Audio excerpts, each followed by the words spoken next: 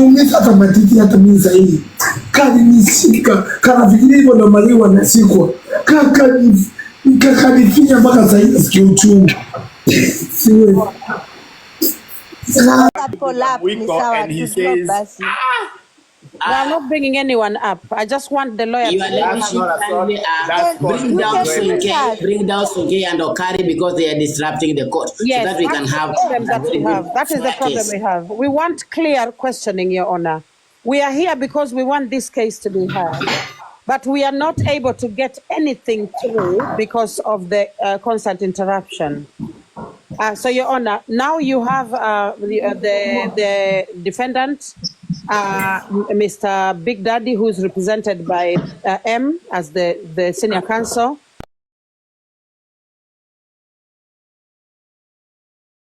Hello guys, it's your girl Patient Status. Welcome and welcome back to my YouTube channel. If it's your first time here, make sure you hit the subscription box and put on the notification bell so that you don't forget any time I post a new video. Remember, I'm the queen of online gossip. So welcome to today's video. Don't forget to give it a like and leave a comment on the comment section.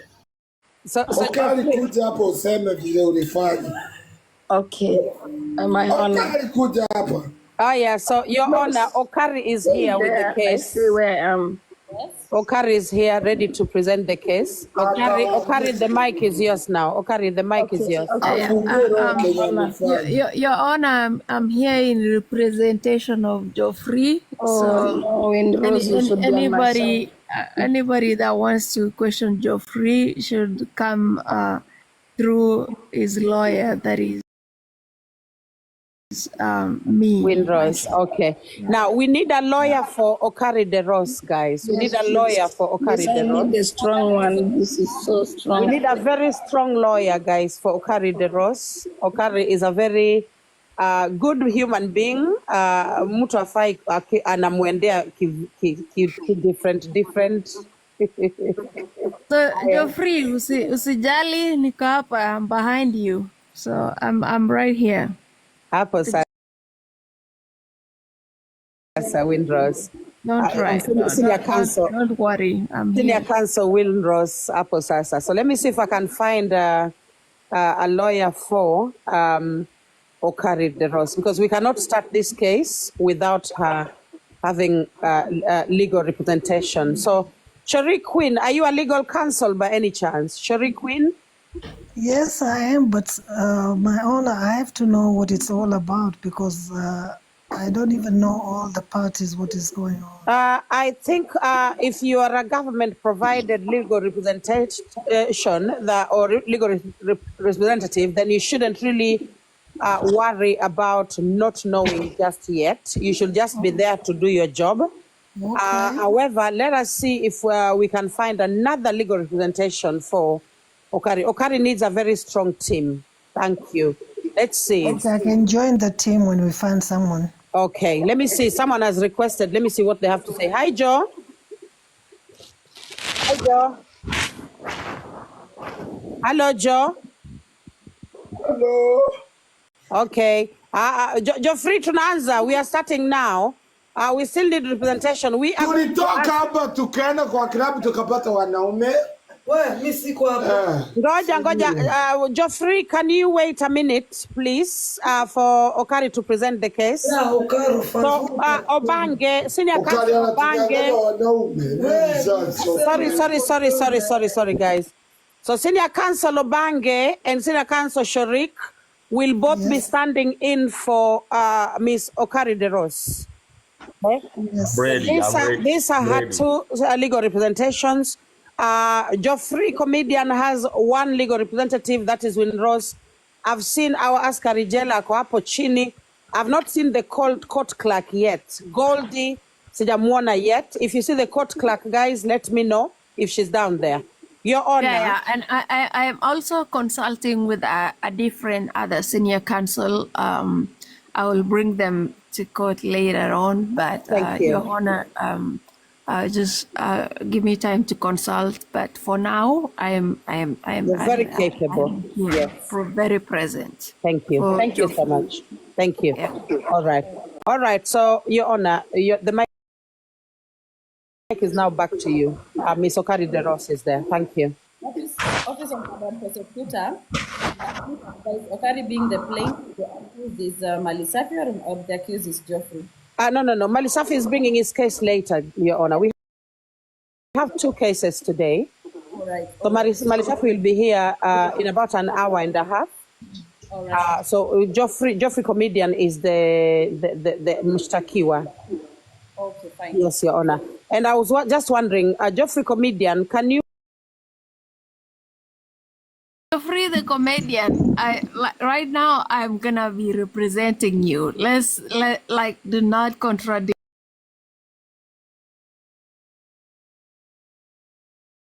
the court. Let us listen to the court, and I'm here with you. I stand with your with your judgments. We can consult we can talk behind the tents before we come and present anything before the court.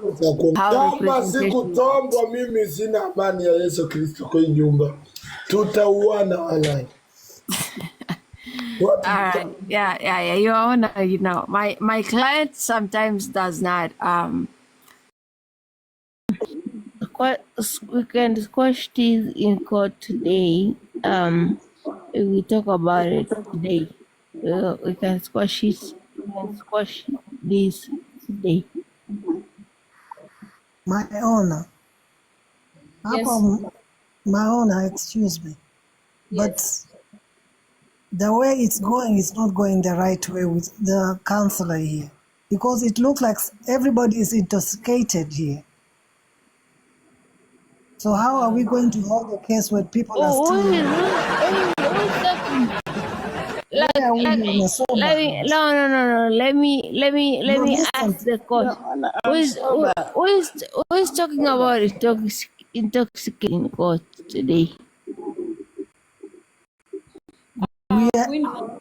We are aware of whatever situation you do find yourself in. But however, have you celebrated New Year in your own way, perhaps?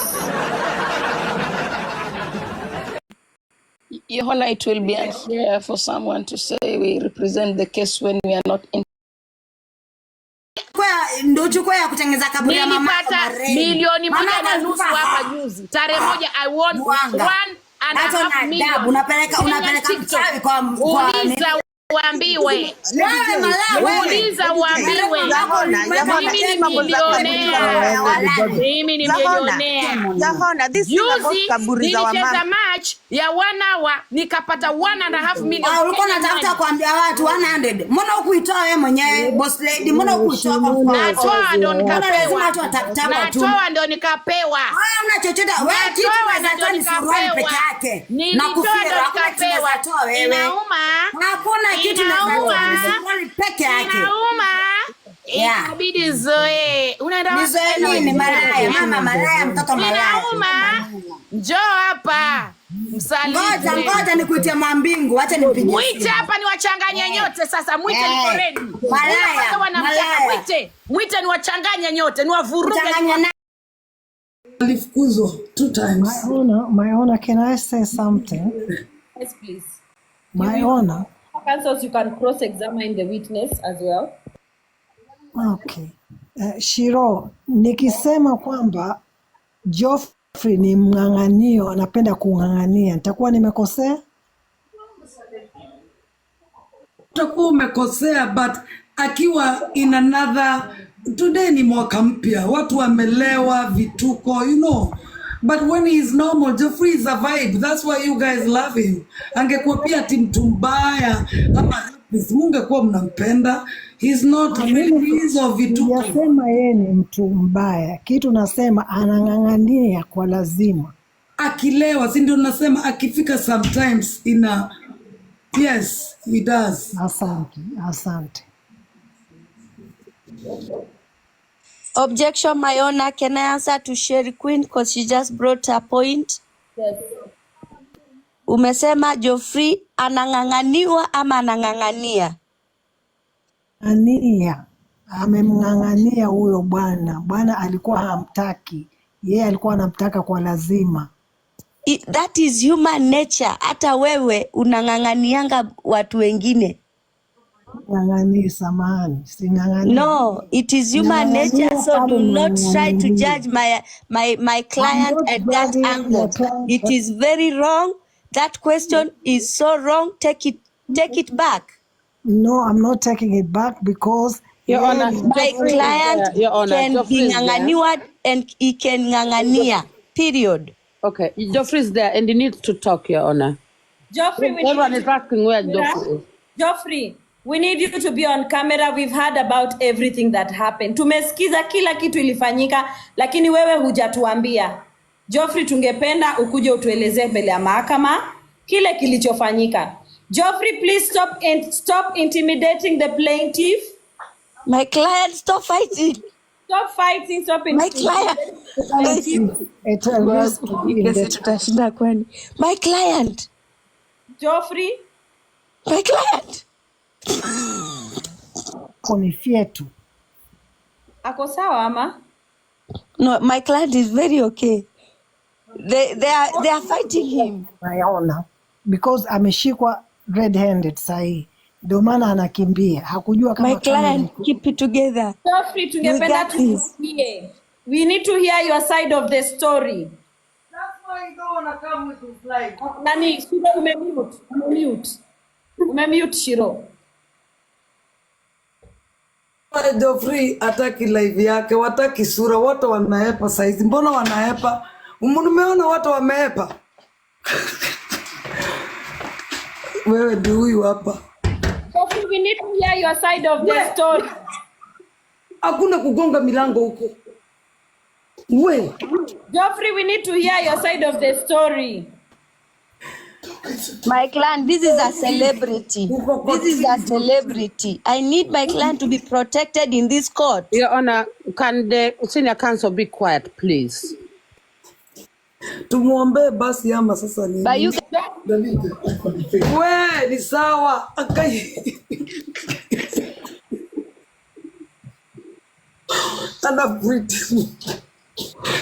Your Honor, be the best. I don't think they should be on camera because Geoffrey atakuwa dramatic akijua on camera. That's the fact. It's a fact.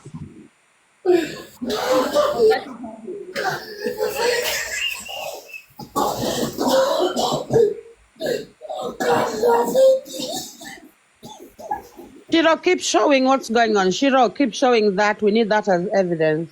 Oh, kwa camera. Geoffrey, wacha hizo. My client just fainted. She ran away. Okari, you see? Your Honor, that's Okari. The one who has run away, that is Okari, Your Honor. Your Honor, you see my client just is in a mode of distress.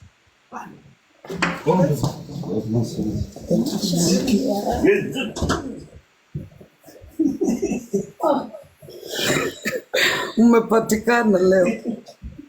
Angalieni na wanaongea huko wote.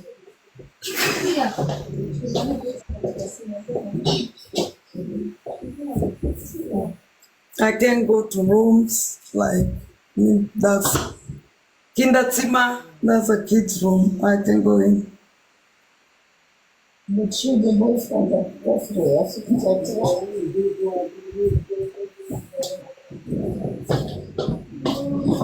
that's Okari.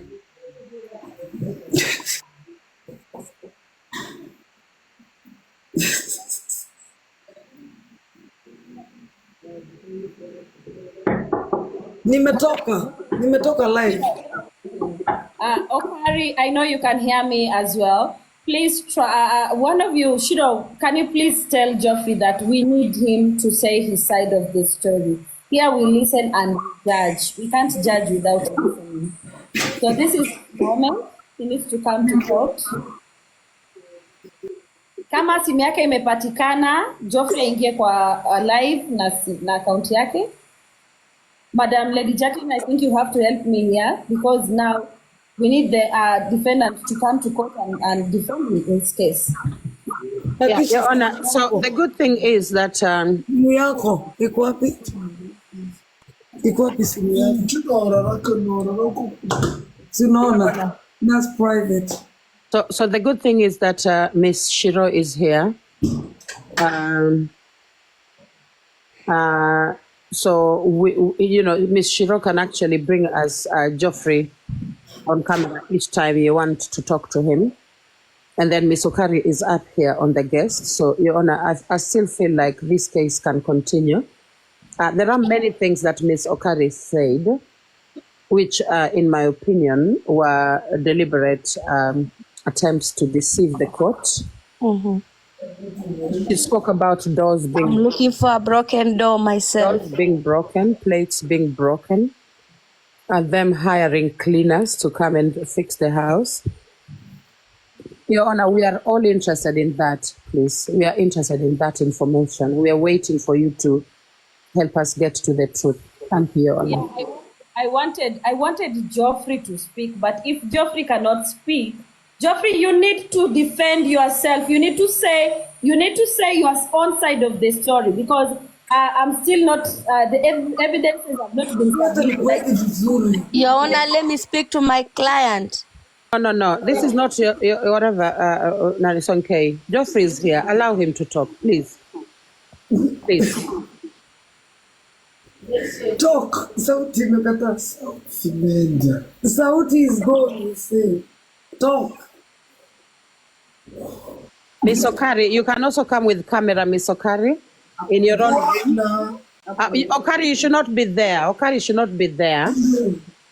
Okari afai kuwa hapo. Okay. Mwambie mimi kitu inaniuma ni vile sikutoka. Hakuna kitu ingine. Sawa. Poleni.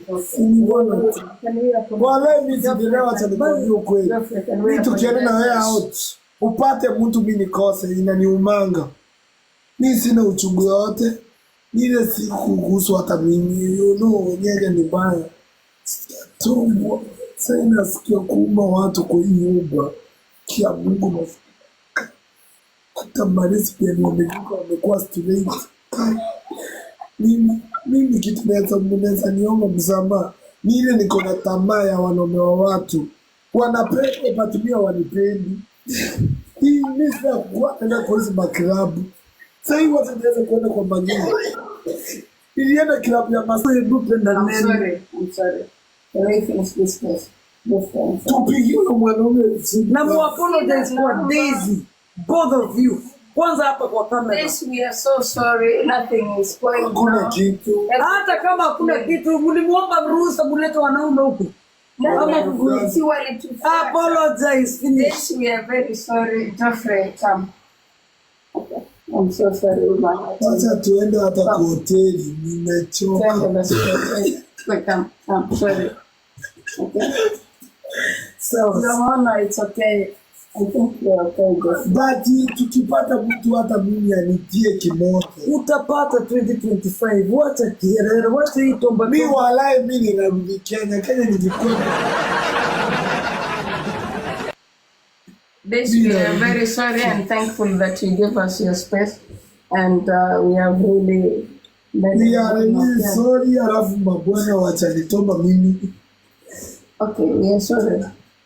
It's okay, you can come, you are part of the story. Oh, sorry, okay, come. There is another guy who was just... It's okay, it's on them. The camera is on them. Ah, sorry. Yeah, the picture of Daisy. Sorry, Daisy. Okay. So we go and show the guy of Geoffrey. We go to the day of apologize. We apologize, Your Honor. We are willing to reconcile with Geoffrey. Come. Mimi kama songei. Mulikuwa mna apologize. Songei hata yeye akiona watu hivyo. Si alifanya hata Bigdaddy. Let's concentrate on the topic. Me, I'm sorry, Your Honor. Mimi msifanye nirudi Berlin toba ndio nirudi. Leo nakata ticket. Come we shoot the boyfriend of Geoffrey because now it's too much. It's playing a victim. Come. Toka kwa hivi watatuanika haki. Watasema sisi ni wachokozi. Lakini Geoffrey watutakoza.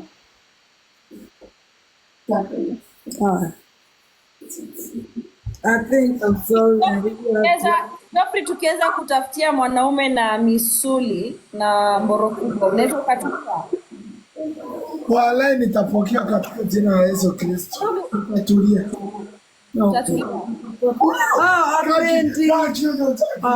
Hapendi kuonekana kibana.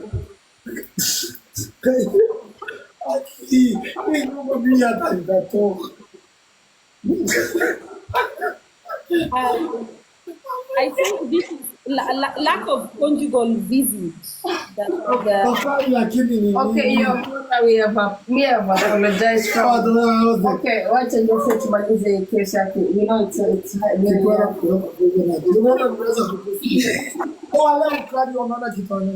Okari, Geoffrey is on it right now. Your Honor, I apologize if I had to Geoffrey or maybe. But mostly is Daisy. Daisy, we are so sorry you gave us a home, but it's very clean today. We hired. I cleaned. Kwanza mtanilipa. You said you will hire. But I've cleaned. Umeona sasa nimehire. Okay, it's very so you thought clean. we hired. Akiwe ni mdosi basi ni peso. Ni peso euro. 100 euro give me. I didn't hire shit. I cleaned. So the house is clean. Cinderella. Ukinipea mimi hata Wakenya wamenichokea. Ukipata Uganda. Kisex. Ni chokora wa Germany.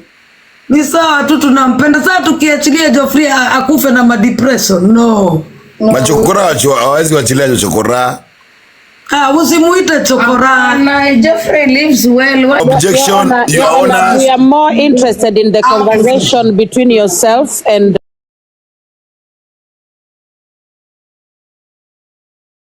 Geoffrey and team. Your Honor, we are going to be honest. The senior councils need to come their whatever, and then we listen to the. Your Honor, Geoffrey, please. Me to the Your Honor, I will not take down my words. Geoffrey, right now, I can beat him to the core because he doesn't have a voice. Right now, Your Honor, I don't know what's happening, but right now, I want Geoffrey to substantiate that. I have 3 breasts. Right now, atoe nguo tuone matiti 3. Kama matiti 3, naomba nifungwe. Kifungo cha miaka yote. Thank you. 25 sichezi. Lady Jacqueline, happy new year, darling.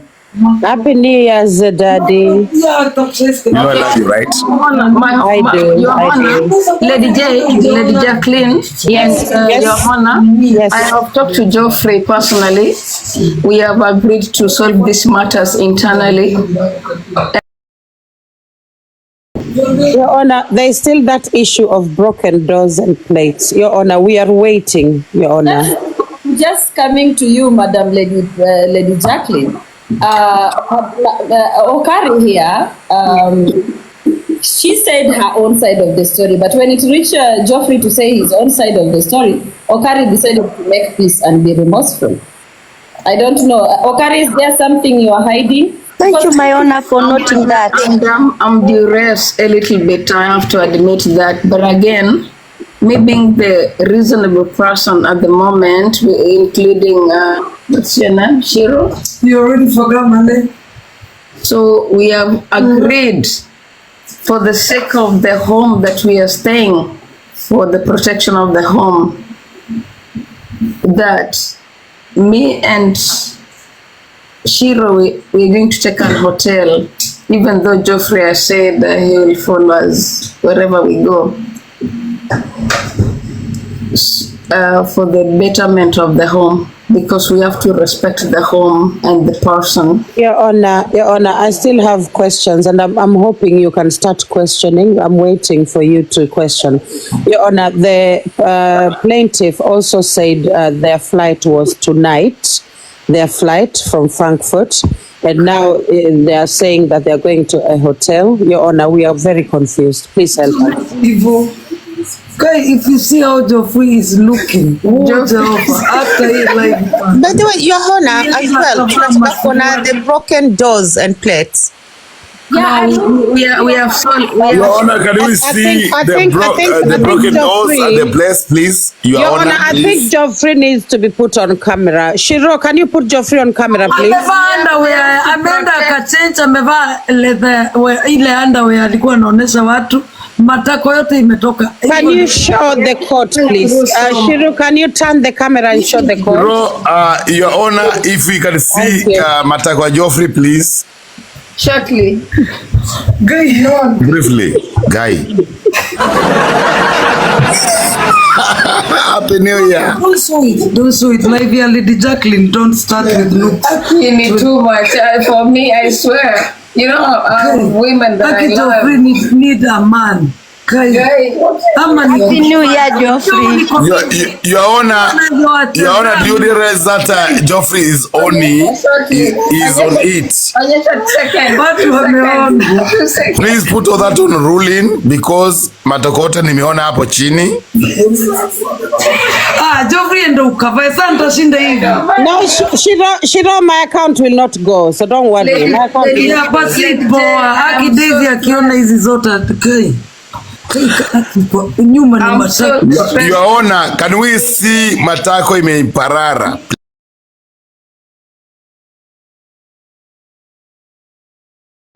Na Matako imeparara kusema ukweli. Shiro, can you turn the camera towards Geoffrey comedian? I saw it already, imeparara. Turn the camera towards Geoffrey, thank you. Come here.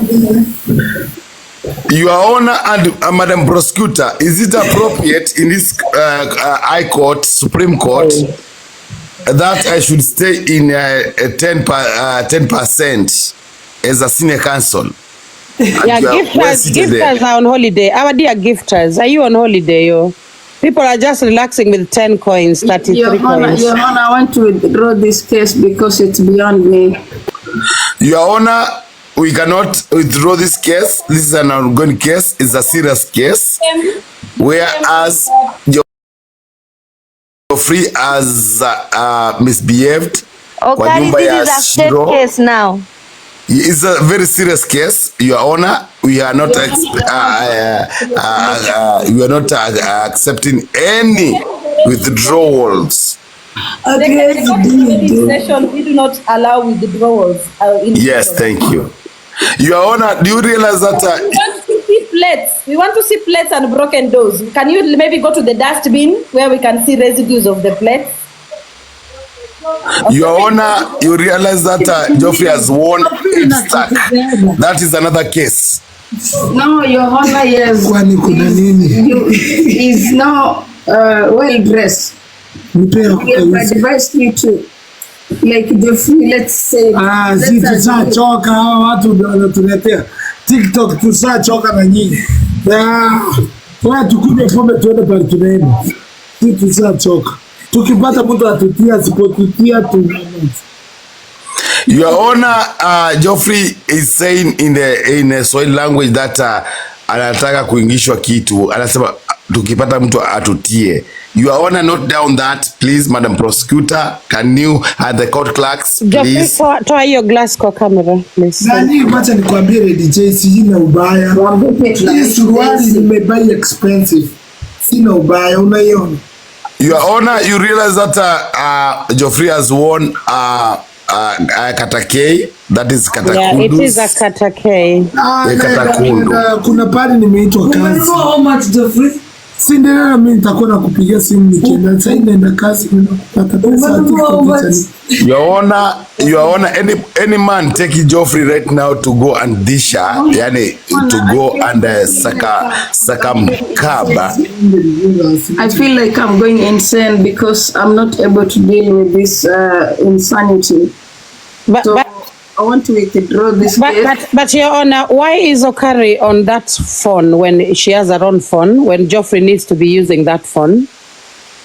Because it's Geoffrey you should be talking to there, not Okari. I needed to hear the side of the defense. Because Okari needs to be on her own phone. Geoffrey, what happened yesterday? Can you tell us? Yesterday, mimi upenda kusumbua. Ready Jack nielewe. But mchukulie vitu sometimes serious. Because mi watu wanichukuliangi serious. Hawa wanaume sijui walitoka wapi. Mimi nilikuwa desperate. Hawatanipeleka ile club nataka. Tungeenda club ya Mageni ningepata. Amuko nipeleka club ya Mageni. It was closed. Pale mlienda kwa Kenya. It was closed. Hawa wakaanza content. Mimi sijaweza content. Content gani? Hawa wanaume walikuwa hapo. Hakuna matata. Content? Mimi nikakunywa pombe zangu nilichakri. Lakini ungekuwa hapo ungejua. Apologize to me, Geoffrey. You messed my life. Mimi kitu na matako imepara. Rasmi imepara siku tupaka mafuta. Apologize to me. Nimekunywa pombe kutoka jana. Matako imepara. Atizama ni mafyetu wa mecha. But apologize to me. Your Honor, Geoffrey has agreed that mafuta matako, not that down. So zimeparara. Can you direct this court that Okari and Shiro should take Geoffrey to go and at least apply some oil, ama some whatever you call it. Oh, no, that's out of control. Atajitaka kwani huyu ni mtoto, ni sisi tunampaka basi ni matako. The client is not P-Daddy. Yeah, by the way, to my fans, I'm so sorry. I don't know if the judge is around. I don't know if the judge is around. I don't know if the senior counsel. I am around. Yes, so the senior counsel should cross-examine, and I still feel. Me and Geoffrey, we have agreed. No, the case is already in court. I still feel as though Okari needs to be on a run phone. Wacha niwaambie ukweli, huyu D is the very sweet guy you can. You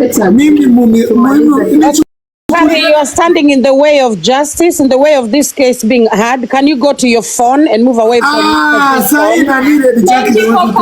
Plenty for carry. Why are you preventing the defender? Yeah, because there are things you said. Those things we have to go through them. Ongea. Mbona Okari anakufinyilia? Kuna vitu lisema.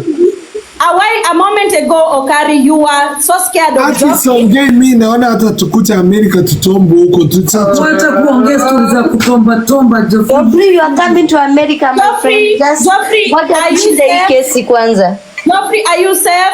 Are you safe with Okari? I'm so safe. We are a sex worker.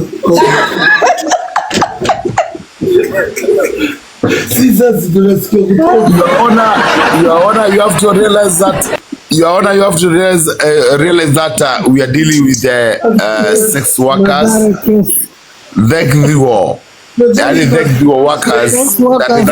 Workers. Thank you. Wanafanya kazi ya ngono. Ni kama tumevutwa kwa drama SW. Oh my God, this is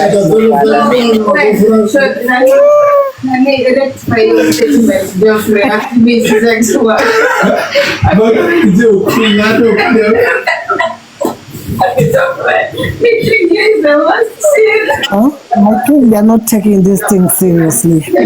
I'm so disappointed because I really wanted to get to the bottom of this, you know.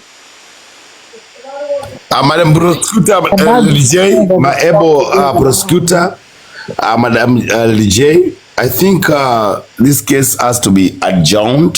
No, I feel like we now need professional expert. I mean, professional opinion, expert opinion. Yes. I don't know, if you can give your expert opinion because this is bad. Your Honor, I think these people went out. They got too drunk. They fell out, and then at the moment the soberness is coming back. That's what happened. Vile walikunywa, they were so drunk, wakakosana, wakafanya hizo vitu. Saizi ndio ile reality inawagonga. I think that's what's happening at the moment. So around, let me tell you, around 5 a.m. UK time. Lady Jacqueline, can I answer? Anaitogo M, right? Yes. I've been here. I'm a grown-up woman. Lady Jacqueline anijua a little bit. Yes. Live Geoffrey aliingia asubuhi atina wakafanya hizo mavitu kwa live. Nimesikia kitu before ukisupport something like that. That is so bad. Yes, apparently there was a live and there's some recordings here, Geoffrey. His phone was even dead. Shariqin, I'm going to drop you. I bring our court clerk up if that's okay. Sawa? Shari? Yeah. Yes, I was at inaitwa TikTok Dramaa, and TikTok Dramaa was saying she got a video of it as well. Now, if TikTok Dramaa is here, maybe we can discuss it. Because, listen, Mimi, at 5 a.m. this morning, I got a call from Okari de Rose, a video call in fact. Na ni kama walikuwa wanapigana. It was so bad. And she was like, she's bringing Geoffrey to court.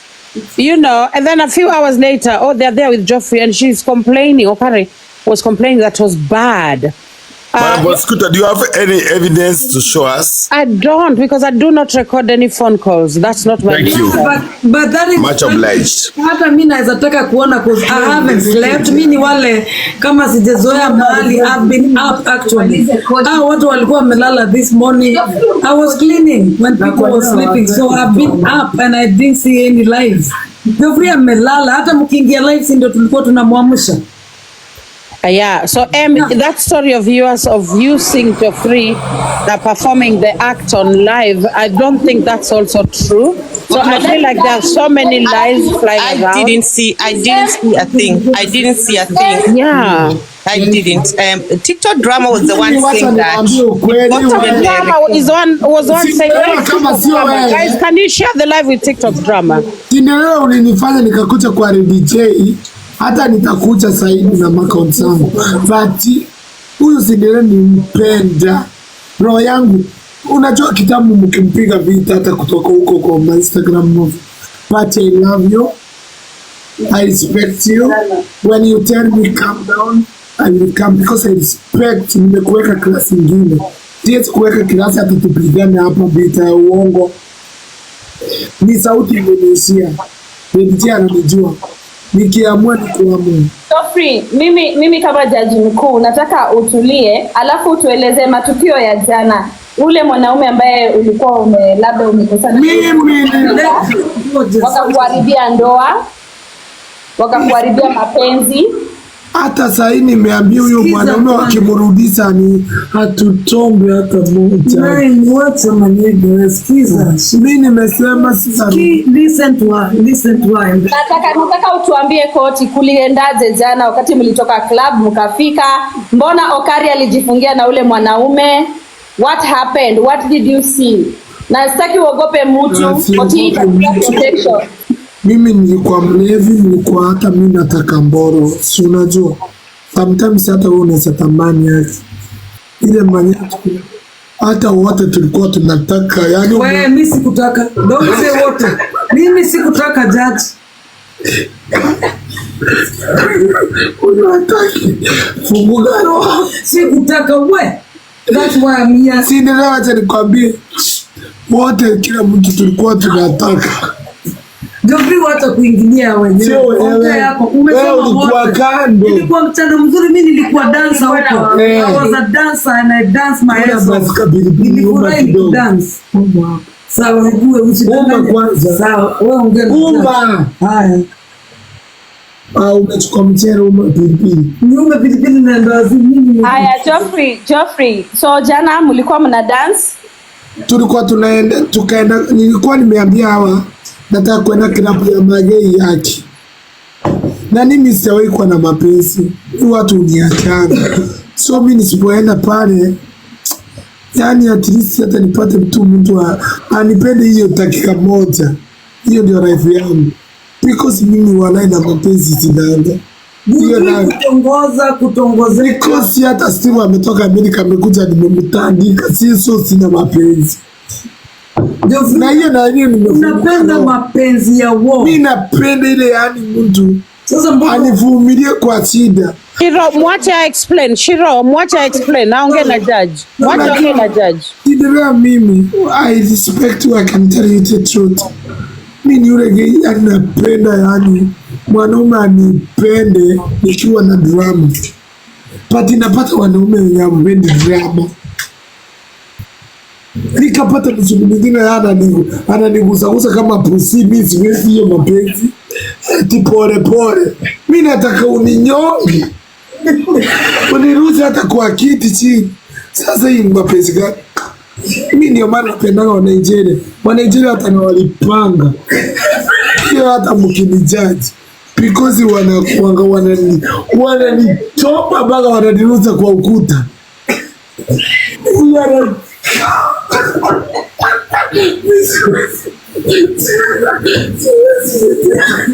Yani Geoffrey unanipa wa Nigeria.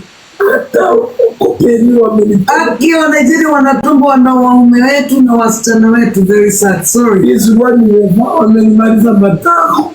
Nilikuwa na matako.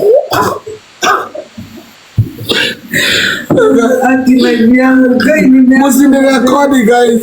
Nimerekodi 10-20. Sina, you are my friend. Wacha nikupromise, but you don't know. Mimi najua kwa nini nakupendanga. Mimi napendanga drama and with big people wenye roho ngumu. Mimi ni chini ya maji, hiyo nayo sitakwambia for. Ana sasa ukapata mpenzi. Huyo mwanaume ako hapa. Naye anasema huyo wa Okari. Mimi nasema ukweli. Sema ukweli Geoffrey. Sema ukweli. Kuna mwanaume tuliwahi run naye kwa hoteli long time. Kuna wewe Mungu sana leta gani? Wewe tuko hapa kotini juu ya huo jamaa mwenye Courtroom alipenda. Si ndio? Courtroom alipenda. Simu huo mwenye ulienda kumvunjia unataka uingie walikuwa wamejilock kwa room. Sikumbuki jina. That's the case here. Acha nikwambie. So usianze kuleta zingine. Nisikumbuse watu. Acha ninyambe.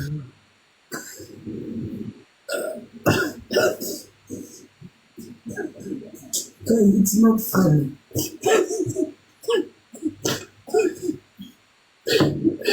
By the way, Geoffrey unyamba ovyo. Sina toboa mkundi. That's why. Ukitoboa mkundi. Kai kisita kukaribia tani. Si ukitoboa. Me maze, but you know it's my platform, so I have to protect my platform a bit. Yeah, huyo mwanaume Shiro na huyo mwanaume mimi walai, wacha niwaambie ukweli. Huyu mwanaume mwenye walikuwa na ukali hakunipenda. Mimi naweza sema ukweli. But mimi tunanijua nikilazimishi. Yes. Mimi nayo ngono siwezi kukubendeleza. Naweza kukunyonga mpaka unilepe. Sasa huyu mwanaume alikuwa mwandisamu. Katika kijana kadogo kazuri. Alamu na mizi vile siyawe dini mwezizita. Lakini mbono nilianza kuleta drama. Nikarusa kamoja kistengo. Kama mwanaume kalisema wacha nikukisi. Because kajiona mimi naweza kuua mtu. Nikamwambia nichukue visu. Nikamwambia hapa usiponikisi utachuju. Na yeye sio gay. Wacha nikwambie ukweli. Hiyo nayo uchalia hata kama nimemfukuza. Lakini mbona uchalia kwa gay? Mbona ulikafungia kwa room peke yako? Si nilikuwa nataka. Nikaforce. Kalinikisi paifai kakanisikia matiti. Wacha kaninyonge. Ndio kakuridhisha. Kakaogopa. Hata kachukukisi. Kaliniumiza hata matiti hata mimi zaidi. Kalinisika. Kanafikiria hivyo ndo maliwa nasikwa. Kakanifinya mpaka zaidi sikia uchungu. Siwe. Sasa mimi nilikuwa nataka kachali. Nilikuwa nakataka haki nayo nimepitiza wanaume wa watu magumu. Hata Mungu atakuja kunipiga vita magumu. Mimi nilienda Kenya. Kenya ukilipa mtu, Kenya watu ukipea mtu 5,000 atakutia vizuri, si ndio? Mimi wacha niende nifanye kazi. Nitauza machupa nikalipano. Nitakutafanya.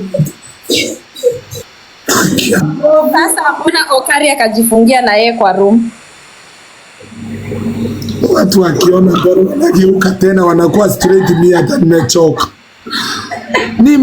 Wacha to be honest, yes, Okari fall in love with that guy. Exactly. Yeah, that is true. Hata saa hii tukishukushuku utapata Okari ako na mimi. Mimi hata niseta. Oh my God. Na tena ambao watu tena wao, mimi nafikiria ni malezi biani, kumbe watu wakiona bora hiyo bora. Mimi mwenyewe nilikuwa naitamani. Aki ya Mungu alikuwa na mbona nifika hapo. Si ni kama lazima nikushike. Geoffrey ulimshika. Aki yako na by force. Mimi nilimforce. Nilimuingiza kwa roho nikamwambia lazima na mimi nikushika kidogo hapo because nimepitia mambo. Should say that because it can be used against him. Geoffrey, don't. Yeah, it's true. But hapa sasa tutasema TikTok was for fun.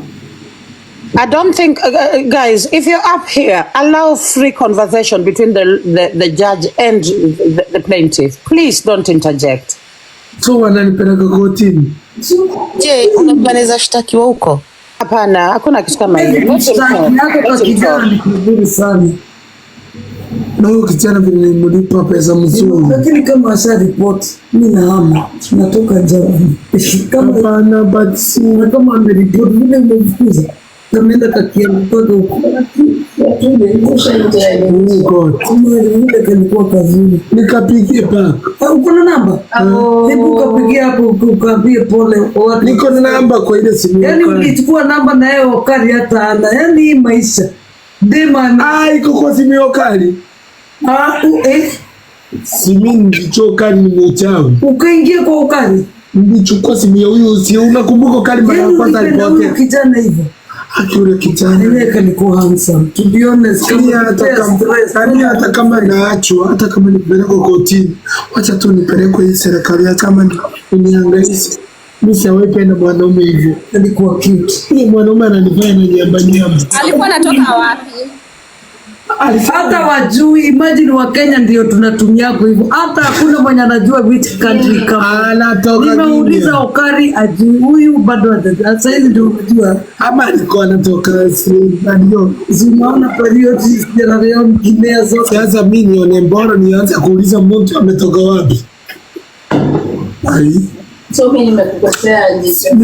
Ukipata Mungu wala mimi nafunguka leo nawaambia hapa hata mkinichamba. Mimi nikipata chadi mwenye ananipenda hata kama ako Kenya. Steve nice. I will try hata nitamuingiza Germany.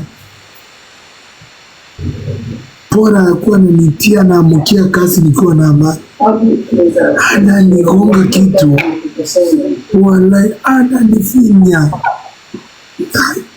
Ananifinya mpaka naita bibi chake ni mnano Diana Rose.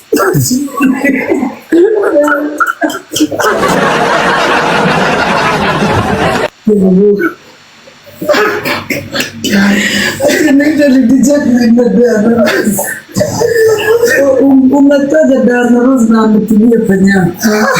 Hapa hakuna kutilia. Ukiingia tu ndio Redi chake ni hata ukipata mtu UK huko niunganize bora kwa mweusi. Sisi nimeleta mtu. Kwa hivyo Geoffrey, saizi shida yako na Okari ni Okari alikunyang'anya Tombis. Alikunyang'anya alafu na demia Redi chake. Hakukunyang'anya, ulikuwa unamnyang'anya Okari. Sasa mimi nashindwa. Redi chake ni atachukua nini? Kama huyu na yeye anatamani mijoro sibia. Akia.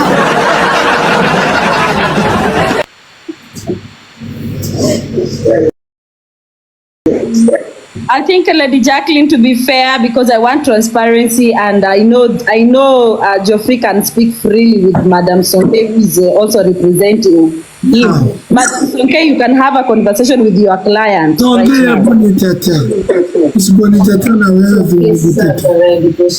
Yes, niko hapa kutetea client wangu Geoffrey. Sema tukiwa na macho. Anything, yes. So me, according to this court, I'm going tunataka kunini to sue the court for defamation of character. Sahi mumesema Geoffrey amevunja milango, amevunja masahani client for him loving another man na hata kufungia kwa room. That is his own language. How he, you know. Alafu si tukiona hata Bigdaddy tunamtamaningi. Sulinyonga na Bigdaddy. It's very simple. Bigdaddy atakangi nikimuonyesha matako anatorokanga kwa bathroom. Nilimwambianga enda bathroom nipige video call. Bibi yake akampata akaniambia ni vitu gani unanionyesha. Akanikimbiza hatakangi anataka kibebe. My honor, as you can see, my client here is very innocent. I feel like the queen. Ukienda Kenya pali uko na mtu tuende tutombo haki mimi desperate ya maisha nimechoka. Lazima. It's very unfair for my client. Kidosi kama kanidi. Acha wewe na vile ulimpenda huyu. Geoffrey Steve Nice amejoin live. Wezi nitakangi. Geoffrey Steve Nice is just joined the live. Geoffrey. Steve Nice is here on this live. So I want to tell this court my client is innocent. I know. And you are free to do whatever you want to do. Can we have the senior counsel representing Okari? Who is the senior counsel representing Okari? Yeah, Madam Shori Queen. You've had the submission of the senior counsel, the defense counsel, yeah? Your client is in alphabet gender. But Steve amefika report at 6. Kwani ametoa wapi pesa? Steve amefika report at 6. Yes my lord. Haki ndio maana anitumiangi pesa vitu nimehangaika. Yes please. I wanted to understand from your client, from you as a plaintiff counsel. We've had the submission of Madam Sonke. What do you have to say? Your Honor, Mr. Steve Nice, sorry, Your Honor. Mr. Steve Nice has said Your Honor, going to represent Geoffrey. I need a restraining order. Yes, Mr. Steve Nice, restraining order for who or for what? Bigdaddy. Bigdaddy na mimi niko hapa umbwa hii. For Bigdaddy. Bigdaddy has been using my bed like is a B&B. Right now he's sleeping over there and I need him out. Where? I need him kicked out. Yaani wewe mnacho unatumia watu pesa na unitumii na hangaika. Wewe enda Kisii ukajenge nyumba na bila stress. Yaani unatumia watu pesa na hangaika. Kwani uko na homa? Nani, wacha nikunywe pombe. Sitaki wanaume Amerika. Let me give you mara moja so we can understand each other. Nani Steve alileta watu huko wakati. Ama unataka ino? Unataka mara moja ama ino? Nataka hiyo kitu iko kwa miguu yako katikati kiko na misipi. Hata una adabu wewe. Wewe. Asia. As I was saying, I need a restraining order from Bigdaddy.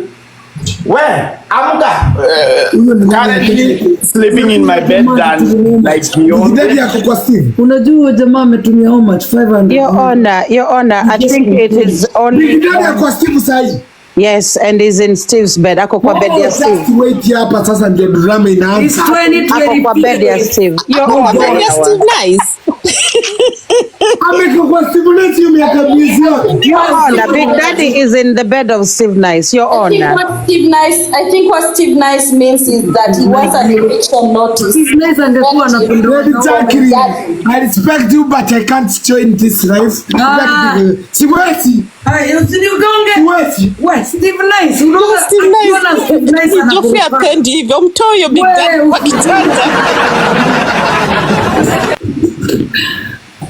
Tell him to go drink water and susu and go to sleep.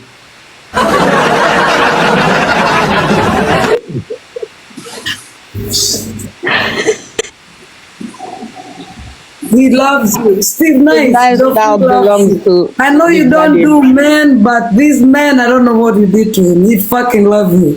For real. He does. I saw it. Sounds like a personal problem.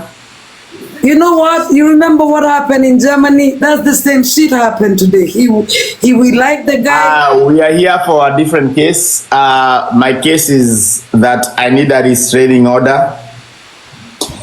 Daddy can come over, but he cannot sleep.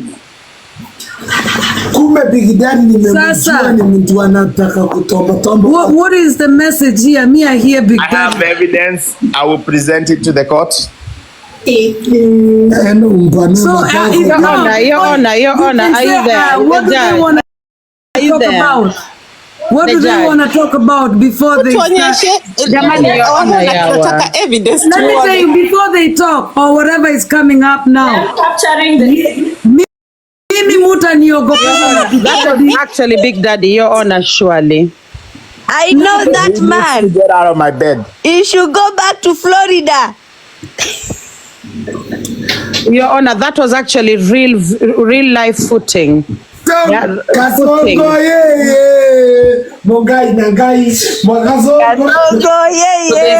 There's a lot, Your Honor. Are you there, Your Honor? There's a lot. Kasongo yeye. Mongai nangai. Tumepiga kama katoto. Your Honor. Sasa Geoffrey umegongewa. I don't care. What are you talking? I don't care for that. And you can't. Prosecutor, Happy New Year. Nimeona mfungo wetu tu hapo. Hadibi woke hapa jibu mashtaka koza amejileta tu mwenyewe. Naona tu ni kama Miss Sandy, naona ni kama judge inafaa cross examine Mr. Steve Nice kidogo. Yes, that is yes. And also as a senior counsel, Miss Sandy, I don't know whether you're going to represent Mr. Steve Nice in this. And yes, I would like my lawyer to be present. Let me call him. Okay, call your lawyer, please. Somebody share this live with Peter Kioi. Okay, all right. Nice. Share the live with Peter Kioi. Steve Peter Kioi. Hey, did remember? Peter ulikuwa unasema umbwa hii mavi chokora ya America hii ni umbwa. Actually, Peter Kioi is live. Let me call him.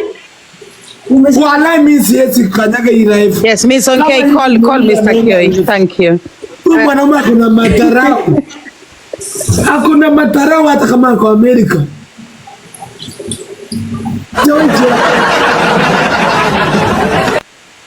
Donna, I don't know why this man is catching. I don't get it. That my honor, that house Steve Nice is living is Geoffrey's house. I want to understand why the presence of Steve Nice has gotten Mr. Geoffrey, the accused, on hit. He seems to be on hit and disguising as if alikuja kutoka America akanimita akanipata mimi ni zombie.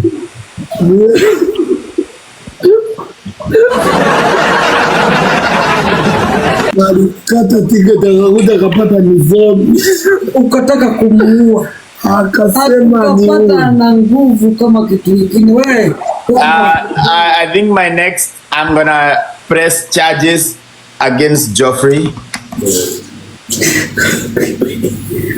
Amenizoea in Kizungu. Yeah. He's very used to me. Yeah. I think Your Honor, there is a way in which Geoffrey talks sometimes that ni mazoeano. I don't force issues kama mtu anipendi. Somebody has called Peter Kioi. No, he said, Wamesema is coming. I'm now going to drop a few. Is illegal. I love you. Shari Queen, I'm going to drop you. Hello, mimi hata nikwe chamani. Walete huyo na mwanaume kama huyu mjinga.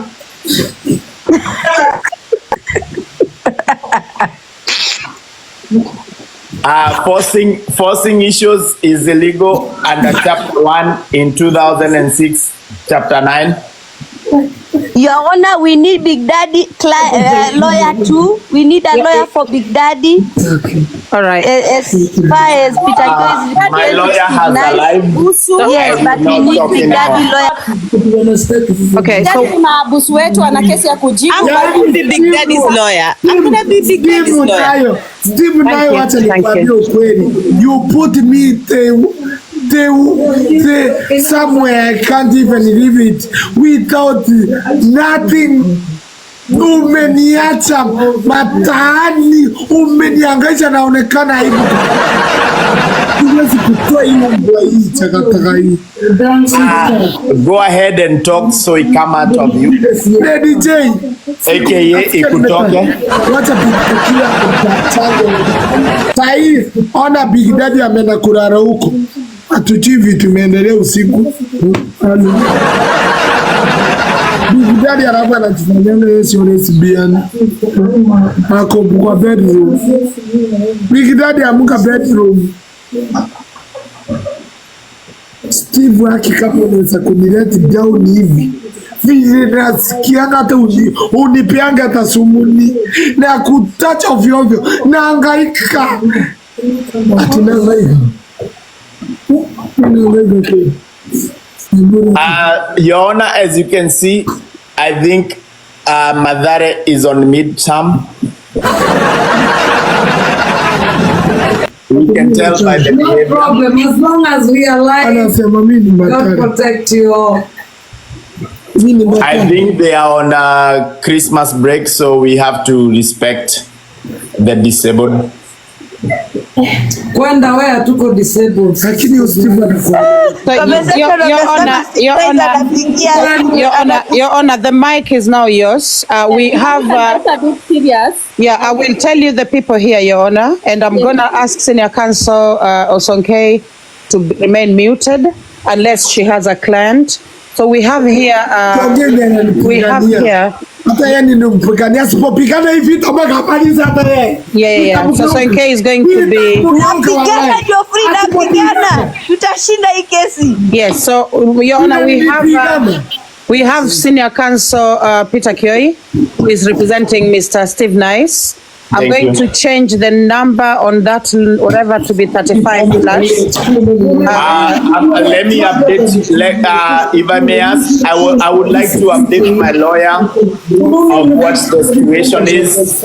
My lawyer, Peter Kioi, the situation is I'm looking for what did I call it? Restraining order against Bigdaddy. It's called Mr. Nice, I'm gonna say it's called eviction order, not restraining. Oh yes, restraining order. Wait, eviction and then restraining order, so he cannot come back. Because he's using me.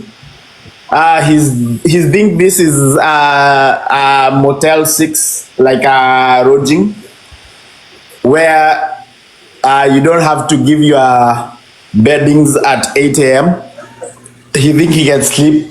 It's currently 7:40 and he's still sleeping in my bed like he owns it. He has not paid rent.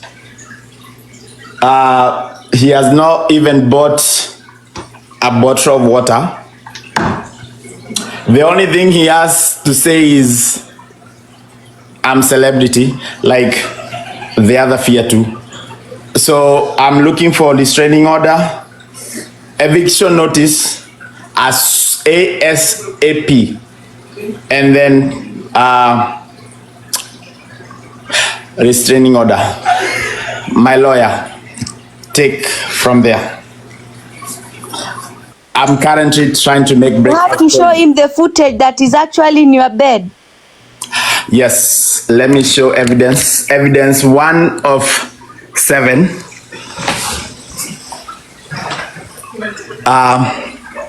Sleeping like he owns this place. And I'm gonna slap the shit out of him so he can. That proves that's I him. object, no slapping. Your Honor, no slapping.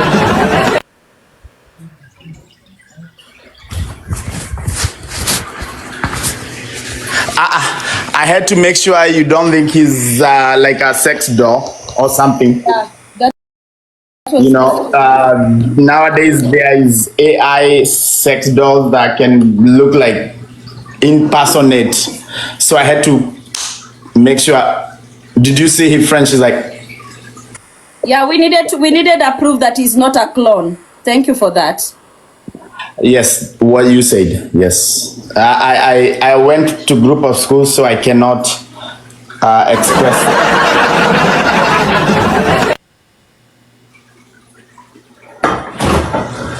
Peter Kioi, my lawyer, please take over. And foremost, I want to know if this court really upheld its ruling on me that I cannot present. I'm sorry.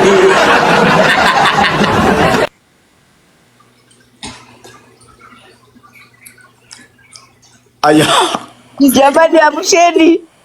No, hiyo ni kufa kimende. Amsheni client wangu. My client. Man, okay? My client, wake up. Like I said before we started, Madare, they are on New Year's, Christmas break. So you might see behaviors that you don't see often, like laying down in. Your Honor, I think he's suffering from anxiety attack because he just seen my client on Mr. Steve's bed. What is the history with the bed? No, the house Steve Nice is living ni nyumba ya Geoffrey. Who the fuck are you? First of all, I don't know who you are. Who is that? Let me speak on this matter about Soinke, my learned friend. You cannot just say my client's house is someone else's house, since the person that you're calling or naming here is not in that matrimonial home. So I think Geoffrey is fainting because right now he's forced into having sex, which is not his plan tonight. Yeah, tonight he's planning to drink and not having sex. So he's fainting to prove that he's not able to have any sex today. Yeah, by Shiro Agregasha.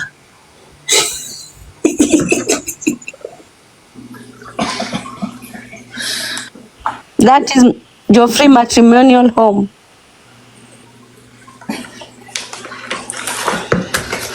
Your Honor, you're muted. Your Honor, you're muted. Are you there, Your Honor? I think the Mukufi has fufukad.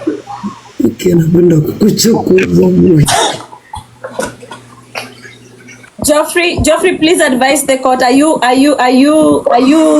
physically fit to stand trial? Yes. Kama kuna mtu kwa hii TikTok anaweza kunipenda, anipende tu hata mmoja. Mimi napitia tiba alitoka Amerika, nikafikiria mimi nimepata mapesa. Ni ukweli. Alikuja ni vita tuliuana. Sasa Bigdaddy amelala kwa hiyo kitanda. Siongea kitu. Wacha tu Mungu anitie nguvu. Pitia magumu. Wala Tukue pita kiu. Unajua mimi naongea but nyinyi mnafikiri ni joke. Tukue pita kiu. Yaani mimi nadanganya. Tukue pita. Alafu mimi naongea but nyinyi mnafikiri. Alafu mimi napendaga watu wanipendi. Oh yeah. Steve alikuja hapa nikamspoil. Niliwaambia anapenda Steve. Nikamlipia kila kitu. Huku bwana yeye ana pesa zake pia. Haina shida but ulimnunulia mpaka maua. Mpaka nikampea pesa alipe kwa club. Ulikuwa unasikia. Mpaka akaspoil huyo mwanamke na 100. First of all, most of those, Your Honor, just to clarify, most of those roses were dead already on arrival. So they were not very fresh. So I think in future you should do better. Kwa hivyo pia Your Honor, with regards to my client being on nice bed, I can actually assure Nani that nothing has happened. My client is clothed, is unaware of what is happening. So I think Geoffrey, you should be comfortable with that. My client is actually dead asleep. I think he's. Your Honor, I object that my client still received any money from Geoffrey, since Geoffrey has not even money for construction. We recently raised money for him, and the money was stolen by a Tanzanian nationality guy, who claimed to be his lover. And for now, he's suffering stress, depression, and that's why he's getting into alcoholism. Right? Ni uongo. Wacha nijibu Peter baki atawahi jua. Peter the one that controlled it bangi ya Steve.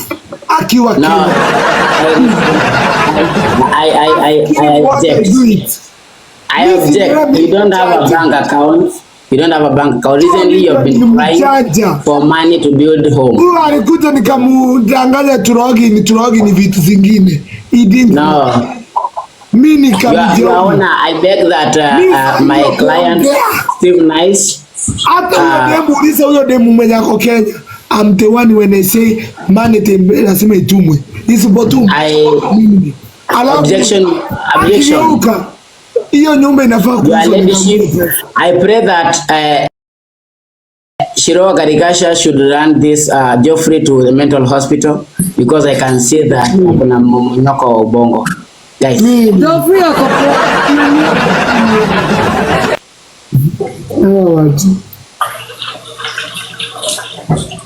I think Your Honor, you don't need much explanation. You can read from the author's book.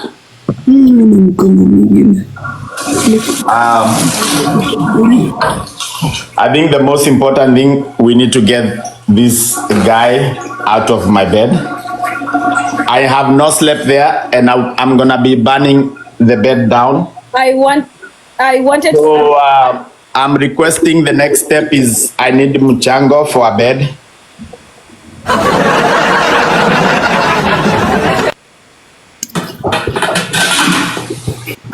I am receiving a message that even that place that right now Geoffrey is with Shiro Garikasha, they are being evicted, and therefore they need an emergency because they have no money to pay the place.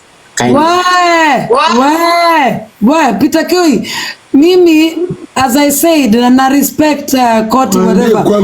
Geoffrey ako na nyumba yake. Mi hata nikikuja kuja kumvisit, I was to come to Geoffrey's house. Na huko ndo nilienda nikaacha mizigo yangu iko huko. Saruni, you are trying to evict.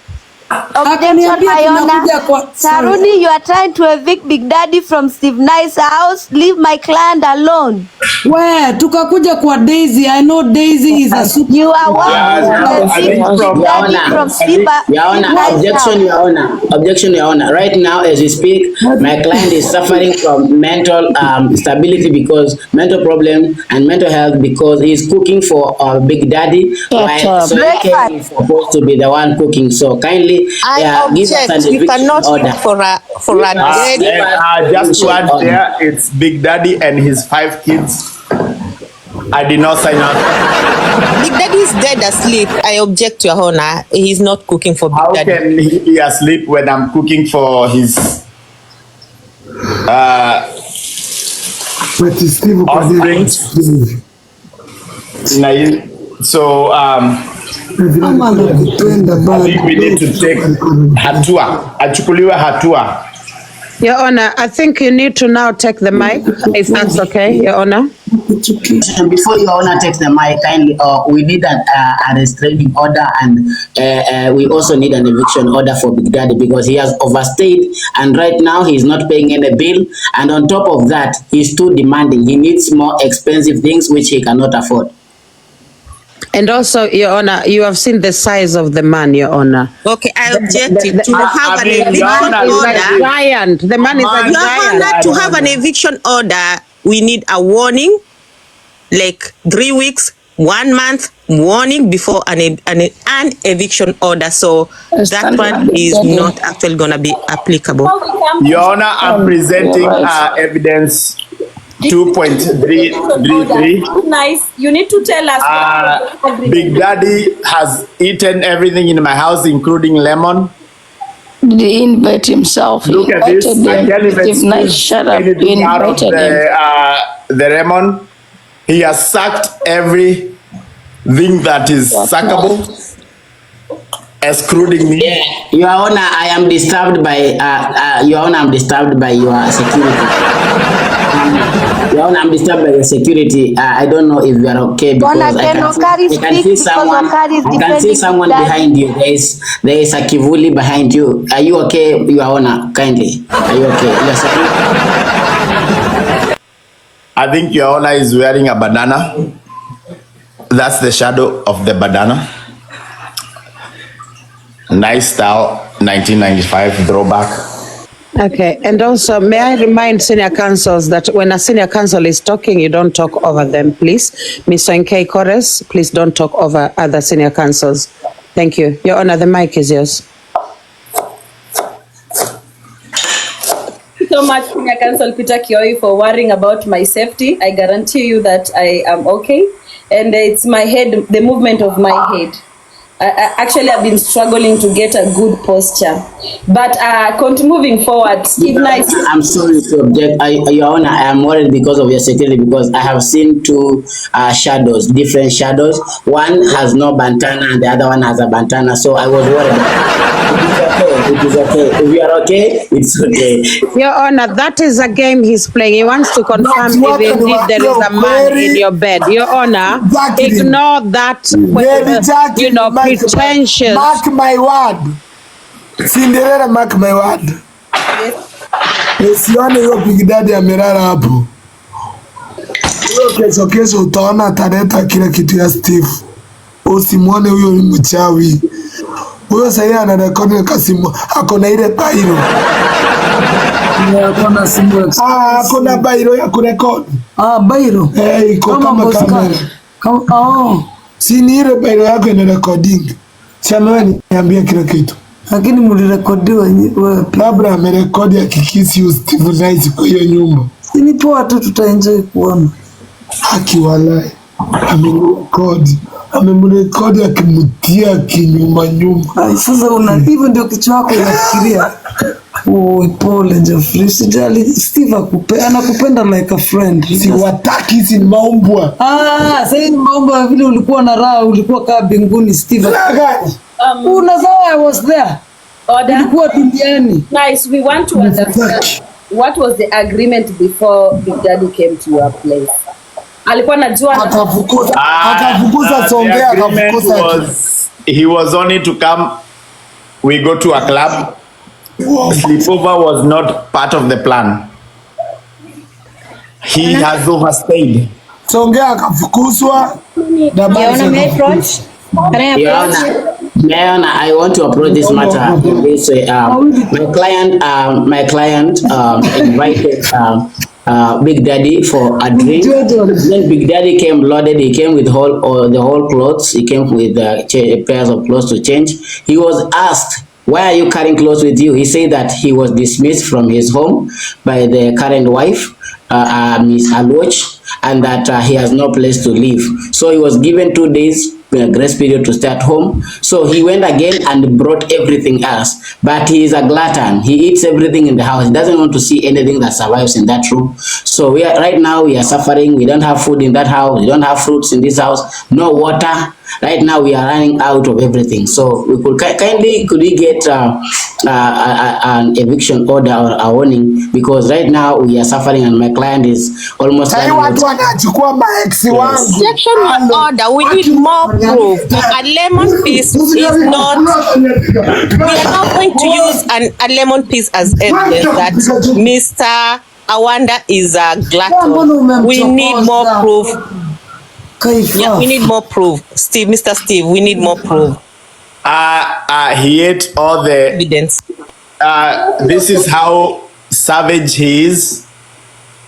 To make me suffer, he ate all the unripe avocados, and he left all the ripe ones, knowing they are going bad tomorrow.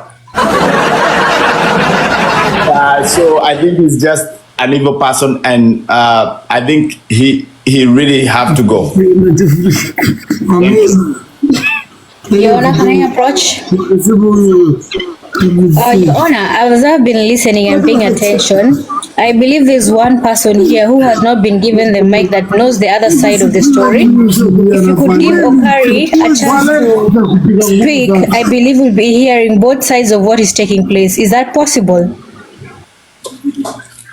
Objection, Your Honor. Okari has nothing to do with my client. Yeah, this case has nothing to do with Okari. It's something to do with Mr. Steve and Bigdaddy, unless it's something to do.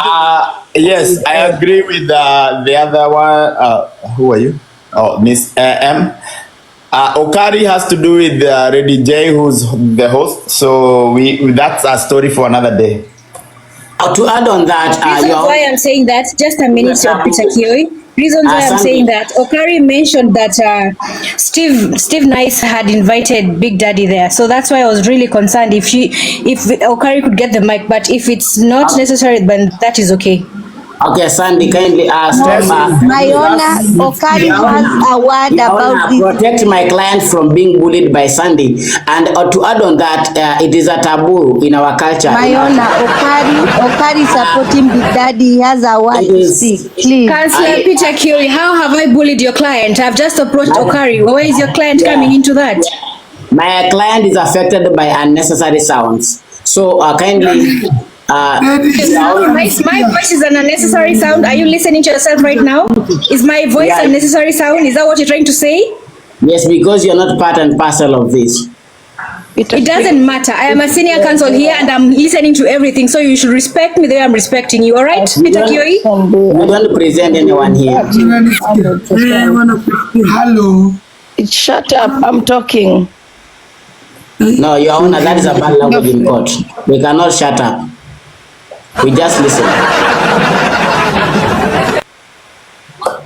You have no idea what. Honor, is the case moving anywhere? Is the case moving anywhere? Your Honor. Your Honor, it is against Kikuyu culture to eat the Kikuyu, the makondos. The makondos. My Honor, please allow every senior counsel to speak. It's not gonna be fair. Disrespecting people. Shut up. Mimi sisikii. Kwa nini hao wanitaki mimi niongee? Sasa ongea, judge atakuwa Geoffrey, unaweza ongea. I think the judge is asking you to talk. Yes, I want to nisikia. Hapa bwana wangu amechukuliwa. Yaani mimi nikipata takataka yote I reject that message or inject specify. Nilipiga picha cha ni posti. Sasa tena asipo ni posti walai. Wacha. Yaani yake alikuja kunipiga picha chama na cha ni posti. Sasa unataka kupostiwa pia una lazima mwambie ni posti TikTok aseme ke honiriki. Your Honor, I think what he's referring to was a picture we took, but he's not very postable. My client wants the song Munaonaje, huyu ndio wangu, munaonaje. Napenda Steve, let it go. Your Honor, kindly, I request for a poll. Lazima apostiwe. I request for a poll that Bigdaddy should be evicted. Yeah. So I'm gonna put the poll. I'm gonna put the poll, Your Honor. Is that okay? Thank you. Just before the poll, I need to remind. Just before you put the poll, I need to remind the court that it's actually not acceptable for an individual to be evicted without a warning, a written warning. Okay, let TikTokers decide that. Okay, yes for smiley face, no for sad face. That's upon TikTokers. Sorry, that's the public. What is the question, my honor? I think despite whether Bigdaddy needs to be evicted the or next not. thing that's gonna be going section anasema aende kwa so in case. It's gonna be this week off. They should. And we are not playing around. There should be a warning first. And it's not gonna be the skinny side. It's gonna be the big side first. So when we are doing the poll, senior counsels, We might have to do more saliva, but eventually he has to get to them. We are done.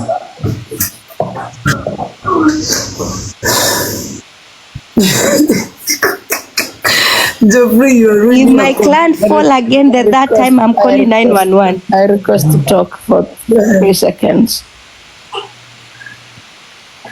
Your Honor, your mic is muted. So the poll is coming to an end, guys. So according to the poll, Your Honor, the yes have it, 205 versus 27. So I'm so sorry, M, but your client seems to be on his way out. Thank you. I wanted to understand some client M if he was invited for a drink.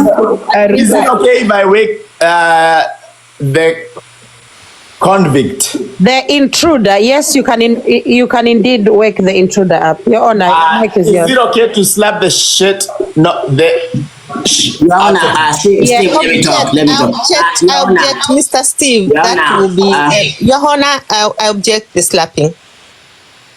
Your Honor, I want to clarify to this court. Steve, I want to explain to this court why he was slapped. The first reason why he was slapped is to confirm if he's alive. Because once you are slapped as a human being, you will react to slapping. And again, the second thing is to confirm that he's not. Shut up! You are not there. Shut up! You don't. It's not okay. Your language, Miss Okari, your language in court is not acceptable. Can you stop? Use if recommended by the law.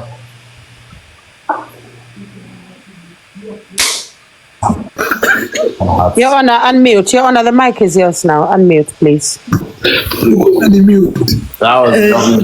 Objection, my Honor. No violence on waking. Given the fact that the said individual who is Bigdaddy was invited only for a drink over, and he came in and fixed himself as a tenant in someone's house without notice and proper arrangement, I do not think he's liable for a notice because in the first place he was not staying there with permission.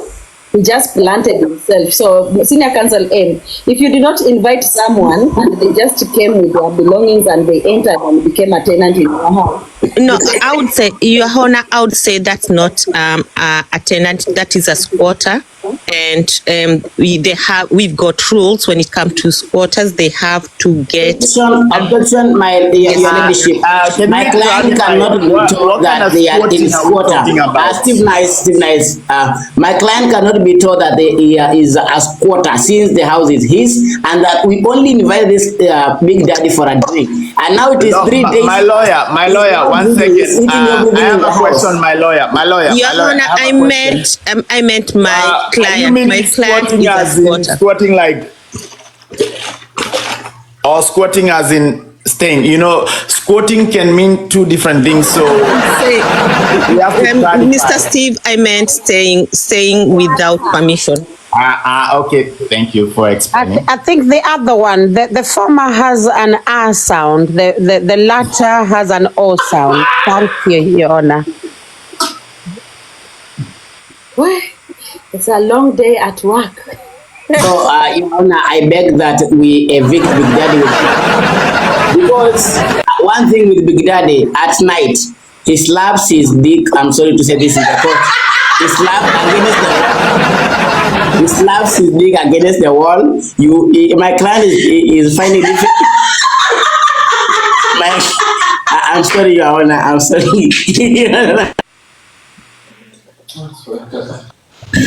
Mimi guys, wacha niwaambie ukweli. Objection, my honor. Now, may I actually remind you that squatters can claim ownership over property adverse possession if they have occupied it without the owner's permission for a certain period of time. So my client can actually claim ownership of that property. I beg to explain what I mean. This is what I mean, Your Honor. At night, what he does at night in the toilet, you know, Your Honor, this Bigdaddy has a bad behavior. So I beg to show the court what happens at night. Stop.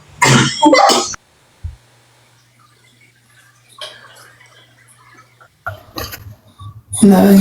He got a phone call, Your Honor. Let him unmute. Unmute. Pardon, a lawyer, and he's using Kabambe. So I'm sorry to explain. Let me explain. At night he goes to the washroom, and he starts doing this way, this way, for the whole night. So Your Honor, it is hard. My client is finding hard time to go to the toilet and even leaving. At night he grooms. Oh, nakuja. So we don't know where he is now. I'm coming. Let's go.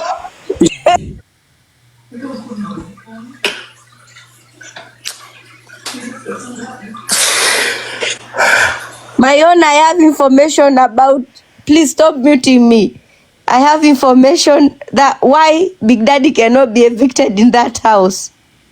Roya wangu acha nikutumie gift you may present it. If you give me the permission, I can speak. Unless Mr. Steve owns the property, like jointly own the property with Mr. No, even if he owns the property, Geoffrey, no, that is his unless property. They own the property, the property he has jointly, to give the daddy 1 month all notice. the right to stay in that property unless he has to give the daddy 1 month notice. Your Honor, I'm about. Thank you. I'm only about 2 minutes. I'm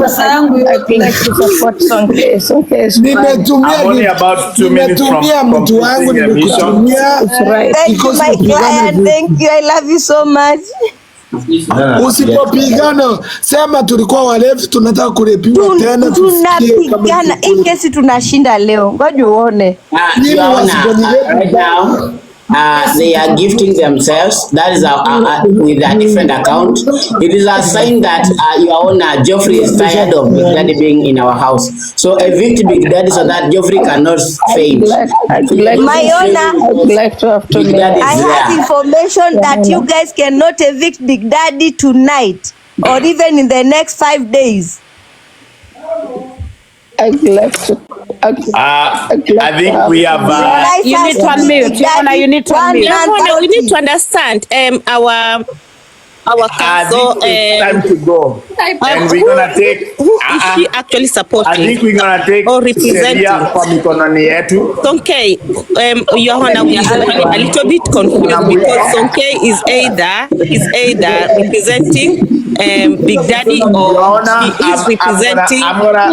I am a friend to the court. I am a friend to the court, so I can advise the court. Because we need this case to go on smoothly. Shall I bring down? I am a friend to the court, so I can advise the court about the case. Give me 3 seconds, please. Right. So allow me first of all to agree with the court kindly that once Ms. Okari has spoken, we will then bring down Ms. Okari. We will also bring down Ms. Sonkei. Because we need this case to move on smoothly. The judge cannot shut up. What do you call it? Hence, ukichukua hatua kwa mikononi yako inaitwaje? taking the law into your hands. Please give me 3 seconds. Whatever she said. And I have a mwiko. We're gonna settle this. The village way. Your Okay, Honor, kindly, I just beg for your protection. Because we're gonna bring you back for to your court. protection because we don't need a murder case. So evict this client now. Because if we don't evict him, we will separate him, head and the body. Yes, Your Honor, let him see it. That was one. No response. Lady J, give me only 3. That was 2.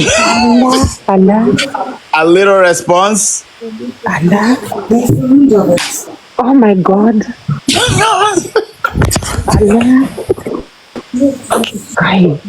Your Honor, I object that, and I think I'm gonna bring Your Honor, the lawyer back to court. I think the lawyer is underperforming. Bigdaddy's lawyer is underperforming because that was bad.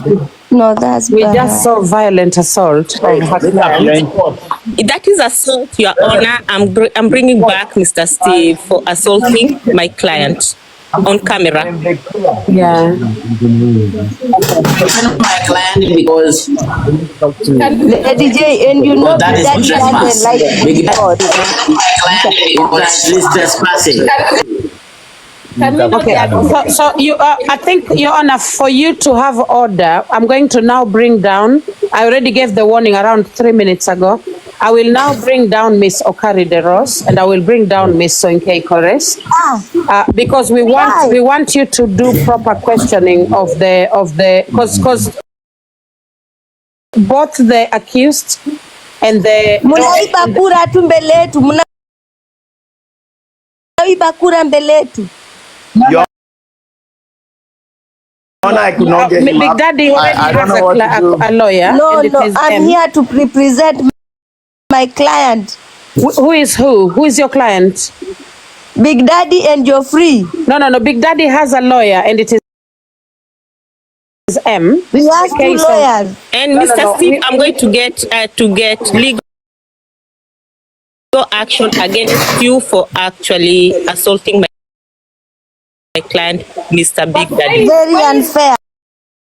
Very And he says, I'm not bringing anyone up. I just want the lawyer. You are letting bring down Soke and Okari because they are disrupting the court, Yes, so that we can have.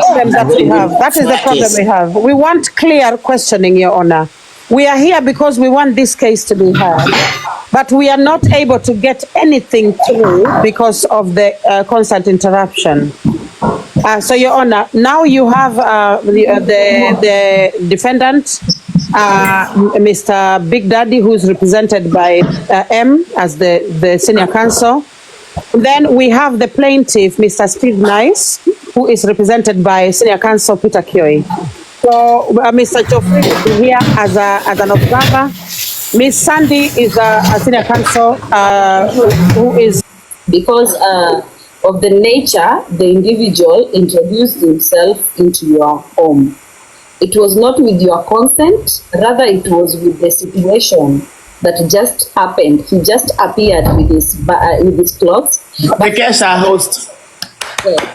And there was no proper communication that or notice that he was going to spend more than a day or more than a night. Even though he decided to bring his underwears without anything else. So he knew he was staying without my knowledge. So that's another thing. Objection, Your Honor. Mr. Steve, you understand that there is law for squatters, and whatever you're actually explaining here is a squatter we decided to overstay. Okay, we've got law for Your Honor, I object to whatever the senior counsel They've also got law. So can I speak? M, I would want to pump some knowledge into her empty skull that you cannot just because someone is a squatter, you just go. Honor, I would like to ask you, please, Your Honor, can you ask Mr. Kioi not to use obnoxious language? Or yes, please. Let us be mindful of our language. Yeah, Mr. Kioi is obnoxious, and I think that's not the right way to go about the case. withdraw and apologize. However, I would want to speak on this point that no matter what a person or who a person is, you cannot just trespass when they are in their own space. And we just invited Bigdaddy because we know that he is cashless and he was broke and that he has no money to even feed or drink. For now, having helped a street kid right now, and we feel that they are able to fly, it's okay right now for them to leave and go to their destination. For now, Senior Counsel M, you should understand that your client right now is irrelevant in the house and is a gluttonous. He's a gluttonous and a selfish person. He eats a lot. He does not care about someone else. He took care, and a lot of things that he takes is JD and chicken. And now the budget is too high, and we cannot afford to keep him anymore because we don't take him to any butchery. Thank you. Your Honor, object. May I actually remind Mr. Peter that we've got law that protect squatters regardless of what, regardless of how they turn up into that property. We've got law. Objection, Your Lord. Protect Your Lordship, squatters. I beg that this court orders M to bring a document showing that Bigdaddy is a squatter. Senior Counsel M, you can use a dictionary to actually define and occupies unlawfully your property. We are not talking of a residential house where you live with your family or where you exist with your family. We are talking of maybe you have an incomplete building somewhere and this person is homeless, no money, so they make a home in your property. We are not talking of your residential house.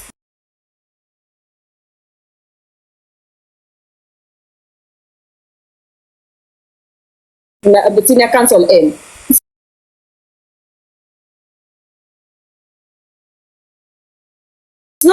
You cannot squat in somebody's residential house.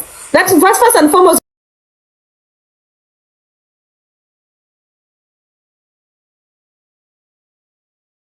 First, becoming a liability financially, emotionally, and physically. That is what we are talking about. We cannot term this individual as a squatter.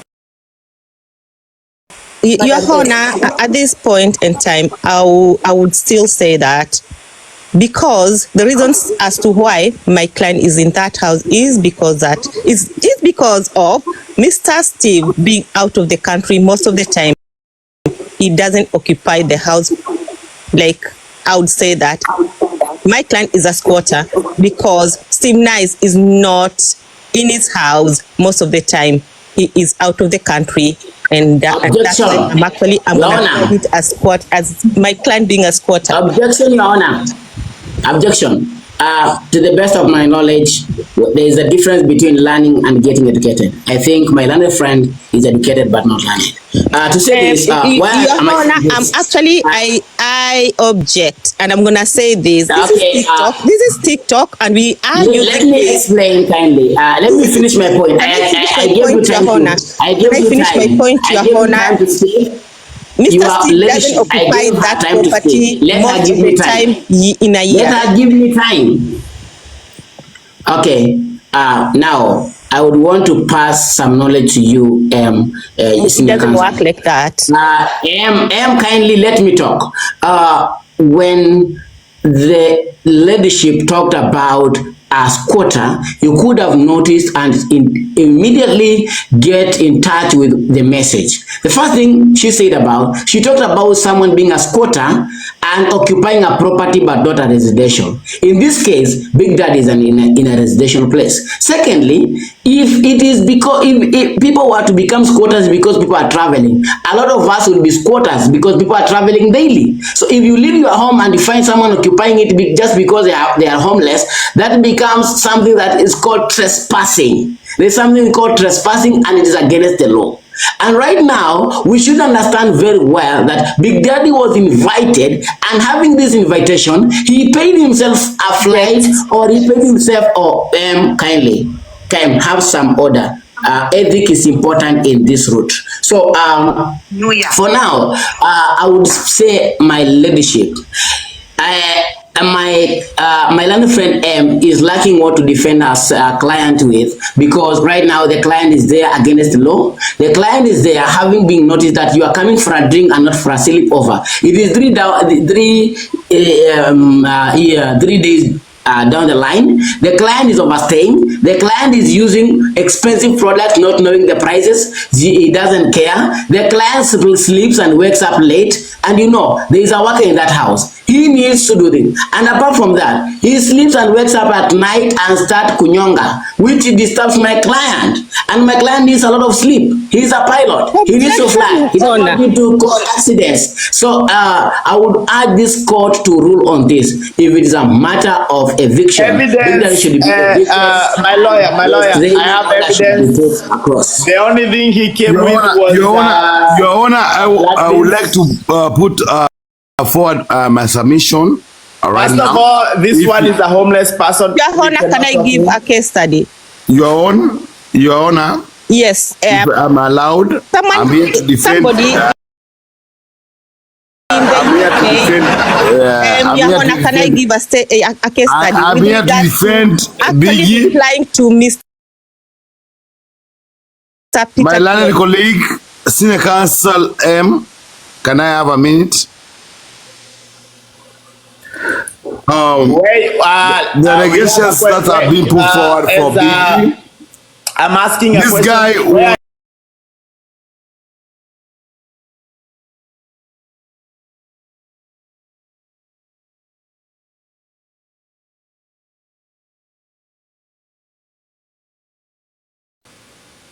Now he's claiming that he's hosted him for 3 days. Your Honor would like my senior counsel, Peter Kioi, to give us evidence that Biggie is in his home right now. Please. Okay, your objection, Your Honor. Can I continue? Because Mr. Ralph is not here. Can I continue with my case study? Your Honor, can I continue with my case study with regards to what Mr. Kioi has actually stated? Your Honor, can I give my case study? Senior Counsel M and Raf, I would want you to combine your brain so that you can defeat me. Number two, no, I don't. The client is at Your Honor, I don't. I actually object that I don't want to tired of you. I cannot compete with someone who lives in Kitengela. Thank you. We are tired of him. Okay, I'm ready with my case study. Your Honor, I'm ready with my case study. Can I actually present it to you?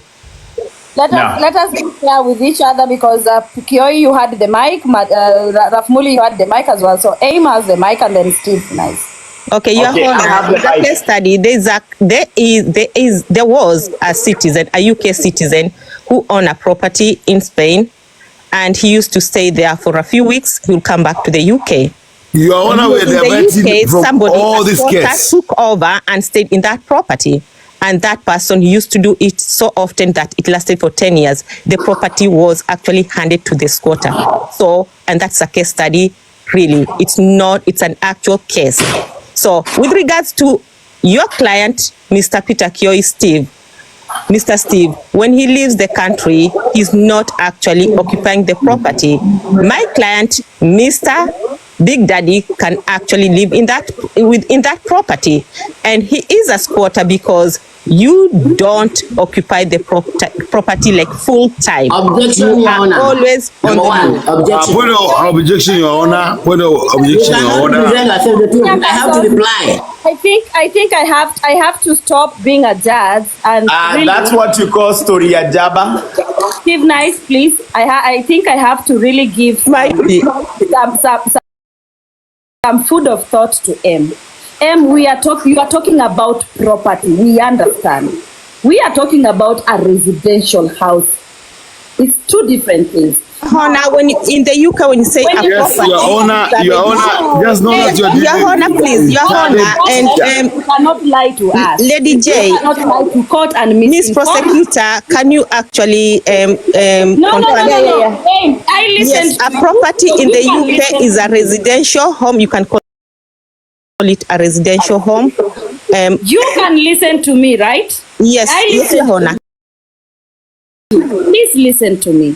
I am not trying to say you are not informed. Of course, you are in Europe, you are in wherever, and you might have seen a lot. But let me tell you something, law is law. This is a residential house. Who does the landlord know? Does the landlord know Bigdaddy? Does he pay? What documents does he have there? And you are talking about a property. I have explained to you. Property ni niko na hao mali fulani, labda sijamaliza kujenga. Mtu amekuja hana makao, ameingia pale, ametengeneza, amefanya ikuwe nyumbani. Alafu nimekuja baada ya miaka 10 sijaitumia ile property na muondoa. Mtu amezaa, ameoa, ameshafanya kila kitu. That is a squatter. You cannot be a squatter okay, wewe umerent nyumba, landlord wako anakujua. Alafu mtu ametokea huko ameingia kwa nyumba. Yeye ni squatter. Na yeye sasa ndio the owner of your fridge that you bought under your own receipt, your house rent that you pay under your own accounts. And you are arguing the wrong information. It's not Your Honor, please. Your Honor, can I take a microphone? Can I give some submission? Your Honor, no, not this really. is the fact that the only reason I'm actually protecting my client is for him to get a warning, not an eviction. I understand that probably Mr. Steve is living in a rented property. It's not his own property. But where? But I need to explain.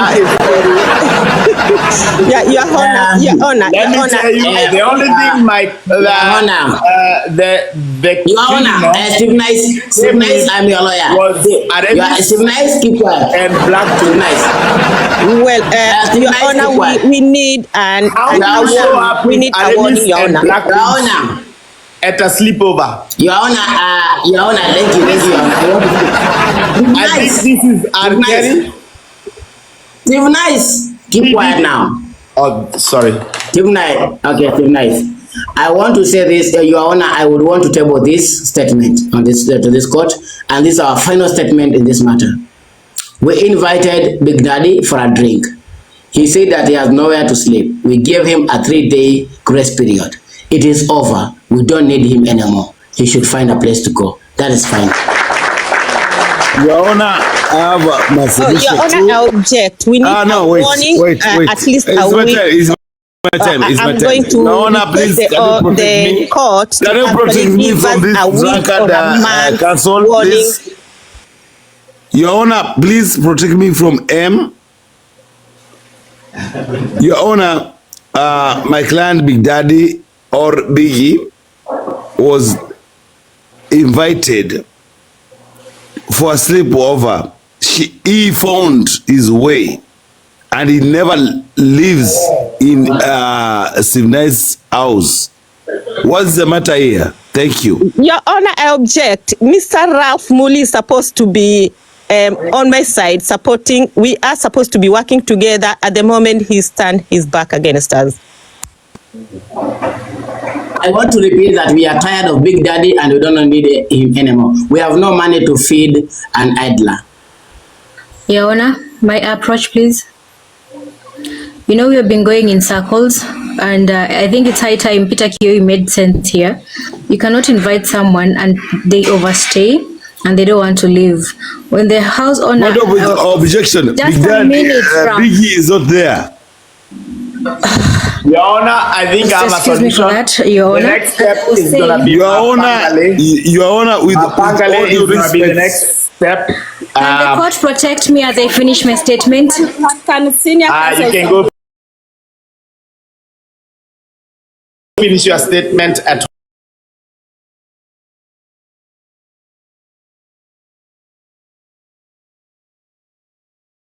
Your Honor, I request court to give Bigdaddy a warning rather than an eviction. Let's respect our senior counsel. Sandy was talking. Let us give her respect. Sandy is talking. Let us give her respect. Thank you. Sandy, please take the mic. I think I have that. Again, apologize for that. As I was saying, Peter Kioi mentioned something, and from what he stated, it was quite clear and quite open and very, very, very, very, very correct if people were listening. So when you invite someone to your house and they have overstayed their welcome, it is very impolite for you to overstay your welcome, and you don't want to, at the same time you don't want to go out. So I am trying to understand why you're still persisting on your client staying on someone's house, and yet he's being brought forward for him to move out of the house because he has overstayed his welcome. I think it's very wrong of you, and you should correct your client on that, because we'll be going in circles and in circles, and you know he's wrong. That is all I wanted to chip in that. Thank you. Your Honor, I'm actually going to be for my client to be evicted, we need a warning first. There's always a warning before an eviction.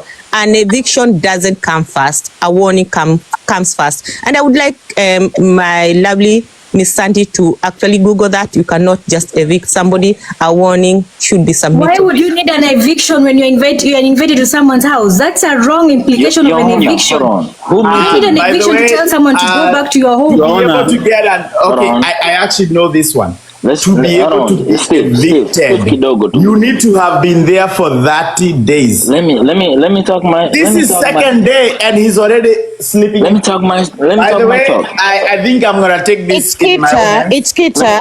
Allow me to say. Allow me to talk my talk. 1 minute. It's Kita. You. Let Kita you talk. Have to allow people to talk. He's a witness. Okay. This is No a worries. witness No worries. that's first hand. Okay. It's Kita. The mic is yours. Okay. Allow me to ask. Okay. What evidence do we have that Mr. Steve Nice invited the and I told you, hey guy, criminal accused.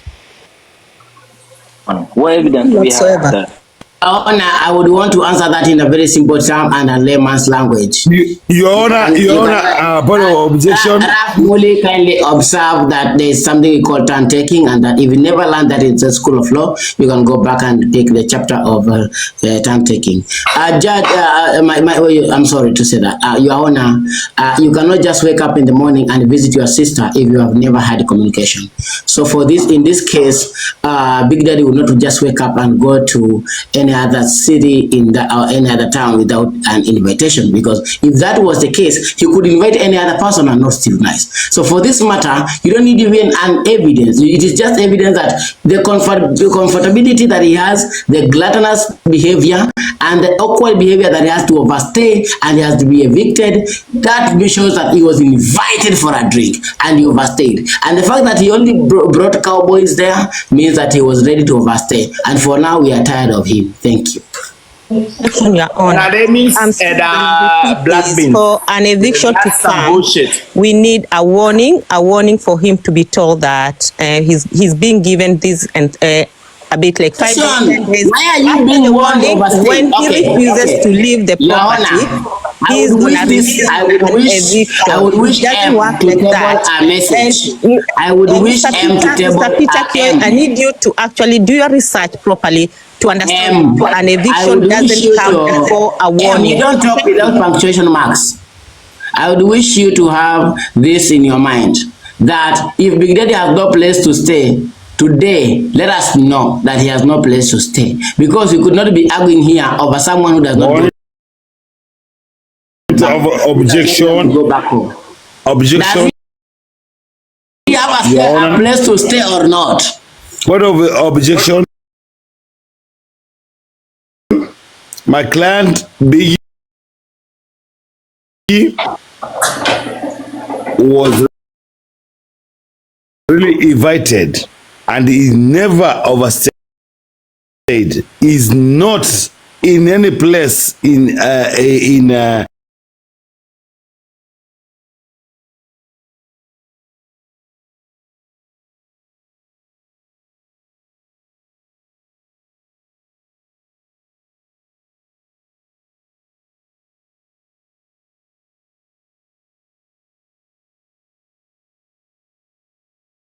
Your Honor, Your Honor. Show us Bigdaddy right now. Is hidden. Is in black and white. A warning comes before an eviction. Relax. In black and white. Relax.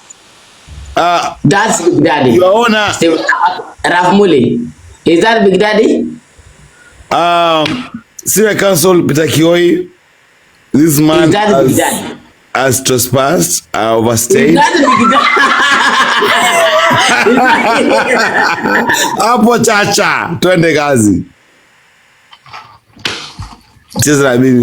Yes, Your Honor, I'm going to read this. An eviction doesn't come before a warning, and it's in black and white. I think we just spotted. I think it's safe to say Senior Counsel Muli is reporting from under a tree. And Nipone katika mahakama kuu ya wakili wa Cinderella ya kwamba Bigdaddy ni kweli kabisa ameweza kuingia katika mtaratara wa koti ya siku ya leo, na evidence kwa lugha ya kuramba maji ni kwamba amelala pale chini na huenda akaamshwa na dole gumba ambalo la kutiwa vidole, ambapo inasemekana wazi kwamba Biggy ni kweli kabisa hii kesi inayoendelea katika mahakama kuu huenda kinapita kiu wakashinda, lakini tunang'ang'ana nayo tukiwa na mwenda wazimu mwenzangu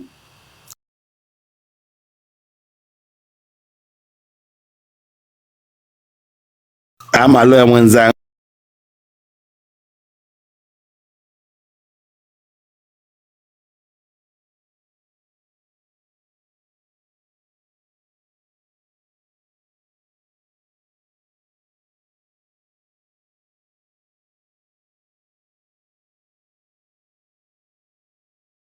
you. Steve Nice, I am representing you, so stay quiet. Your Honor, I would want to say this. Had Mr. Steve, and I would want to say this to actually accept that offer.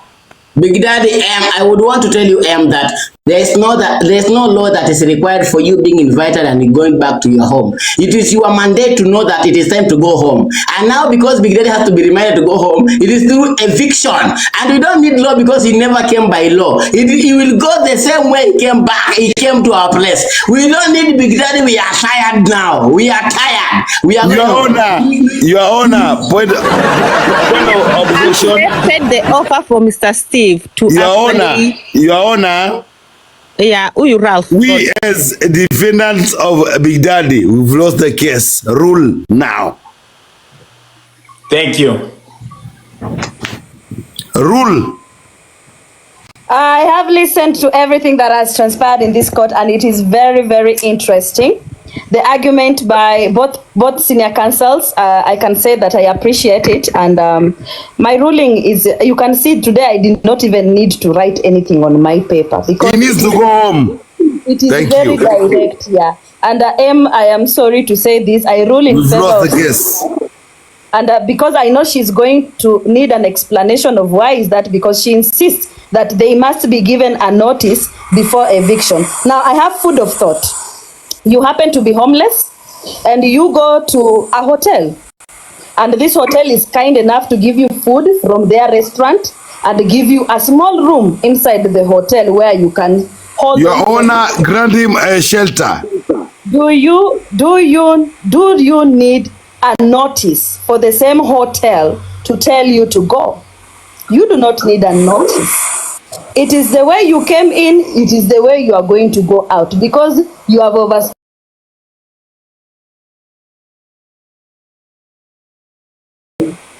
It's a very direct case. I rule in favor of Steve Nice that the accused be served an eviction notice of a restraining order, and given the fact that this is the court of the people, do not come here to laugh at people.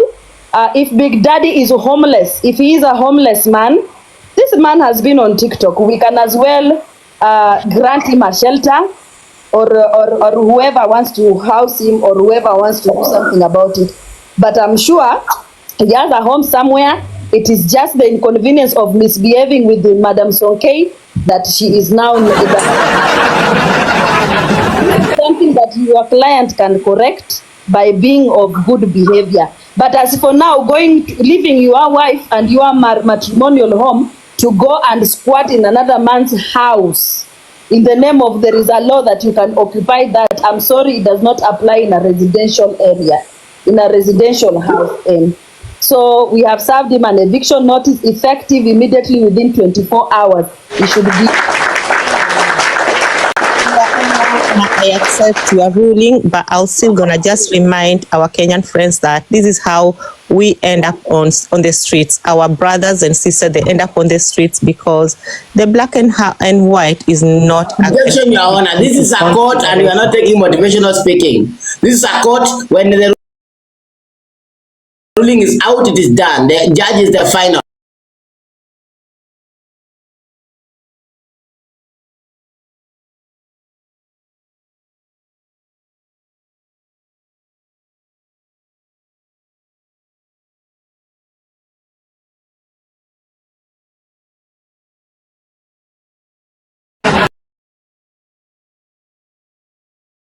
Your Honor, approach please. Give us some directives when it comes to how he's gonna be evicted. Your Honor, we respect your rulings. Your Honor, we respect. Your Honor, Your Honor, yes. Your Honor, we respect your rulings, and we have accepted that we've lost the case. Bigdaddy needs to get away right away, but how do we move forward now? Yes, that's nguo zako za jeshi be a warning because what's the way forward now? Toa nguo zako za kazi to discuss with Romsaidia. I think my suggestion is toa nguo zako za kazi sasa. We should take ISO wipes. No, I think atoe nguo zake za kazi. To my friend Rafmoli, Your Honor. Yes. Right now, okay, right now it is just thank you so much. Thank you so much. And because I am a lawyer and not a motivational speaker, I beg to drop, but Rafmoli will have a very good solution for this. It's a very direct.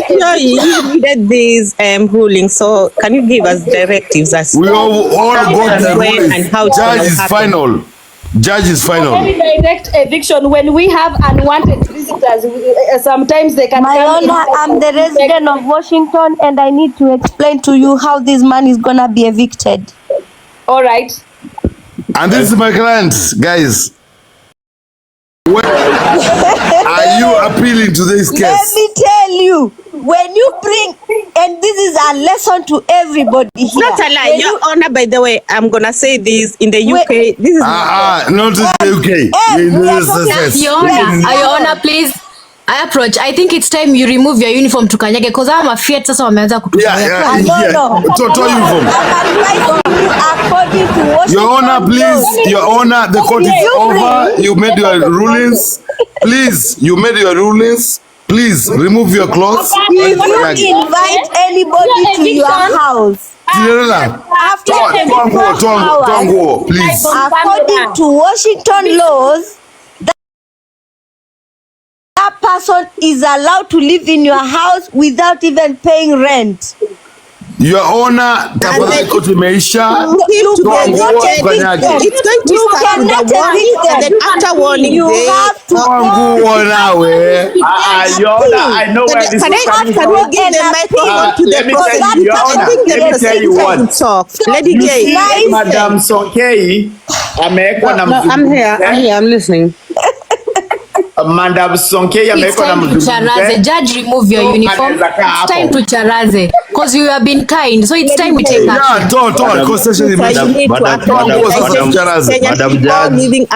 Madam Judge and all the honorable all the honorable members. I think it's time we take matters our hands. Yes, right now. One second. Right now, it's justice. We're gonna inject. I think, Your Honor, I think people should be enlightened. We're gonna inject Aramis. Please, prosecutor, if you're ready, you really need to enlighten Kenya. Madam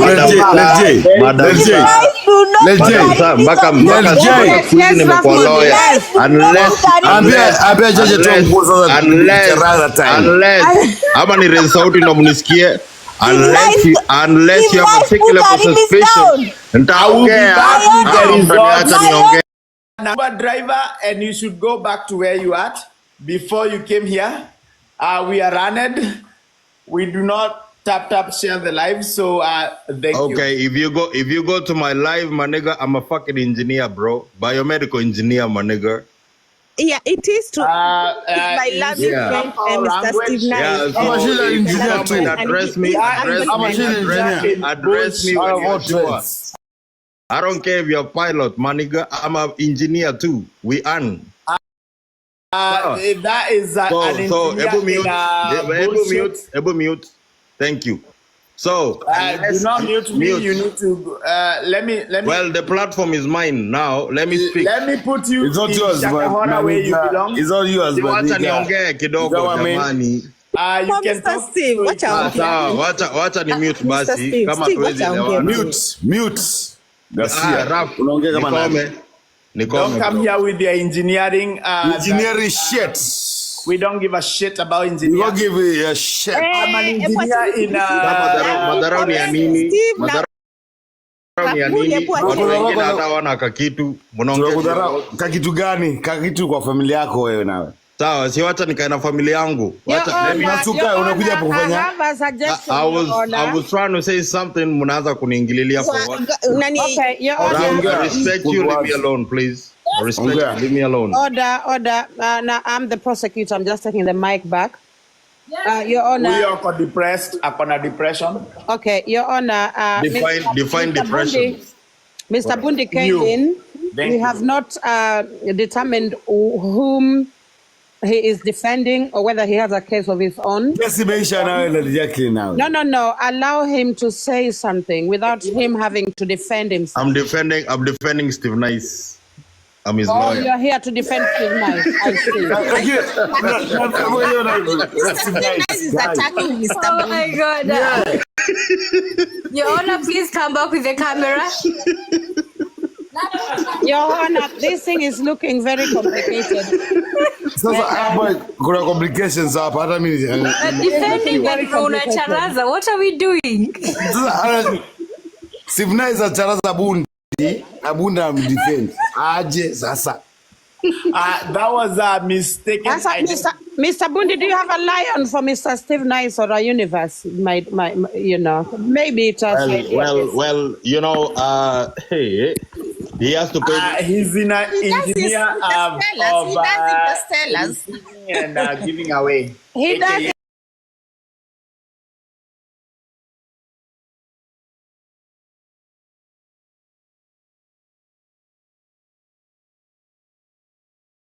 Gentleman is still in Mr. Steve Nice's house. He needs a way forward. How? Ushafanya ruling already. Yes, but the guy is there. Out of my house. Raf Muli, normally tuseme mtu amepewa eviction. Mpaka mtu. Yes, the judge is out of the uniform. Yes. Mwenye ako kwa Steve Sasa let us be on. Hai. Tunacharaza. We are out of court. We need a warning before an eviction. Hakuna warning. Saizi ni kucharaza. We are not in court. Rule ishafanywa. Atoke. Akae chini ya bridge kama mimi. Daddy. Ukienda kwa hoteli nani ukose pesa wakuvumilie siku 3, notice gani wanakupea ndo? Steve Nice. Hakuna notice. Evict you. Steve Nice. I think it's different in the UK. It's just different in the UK. Your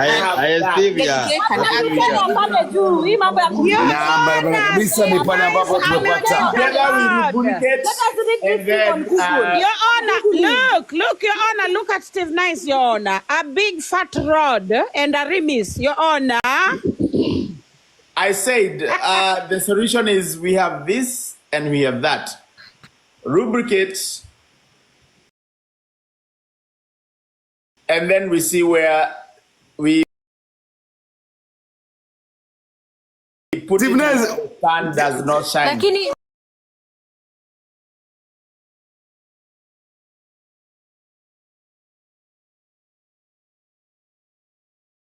That's my client, but pro bono. So, he hasn't paid me yet. Raf, si wacha watu wengine waongee.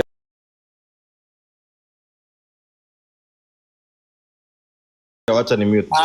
Nasema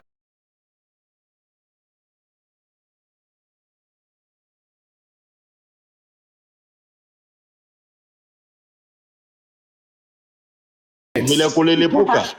Hey, We, Jesus. mimi sababu niliingia na mzungu, nikapata another kind of treatment. Sasa mimi nikaacha pombe zangu sita. It is gonna go on and on by the way, J. Tulia wewe It's okay. Sasa nataka nimlete kwa namleta kwa koti. Nataka tuingie kwa koti na yeye. She's my friend. Mwenyewe ni rafiki yangu. Ngoja. Hiyo club iko wapi? Iko Siaro inaitwa.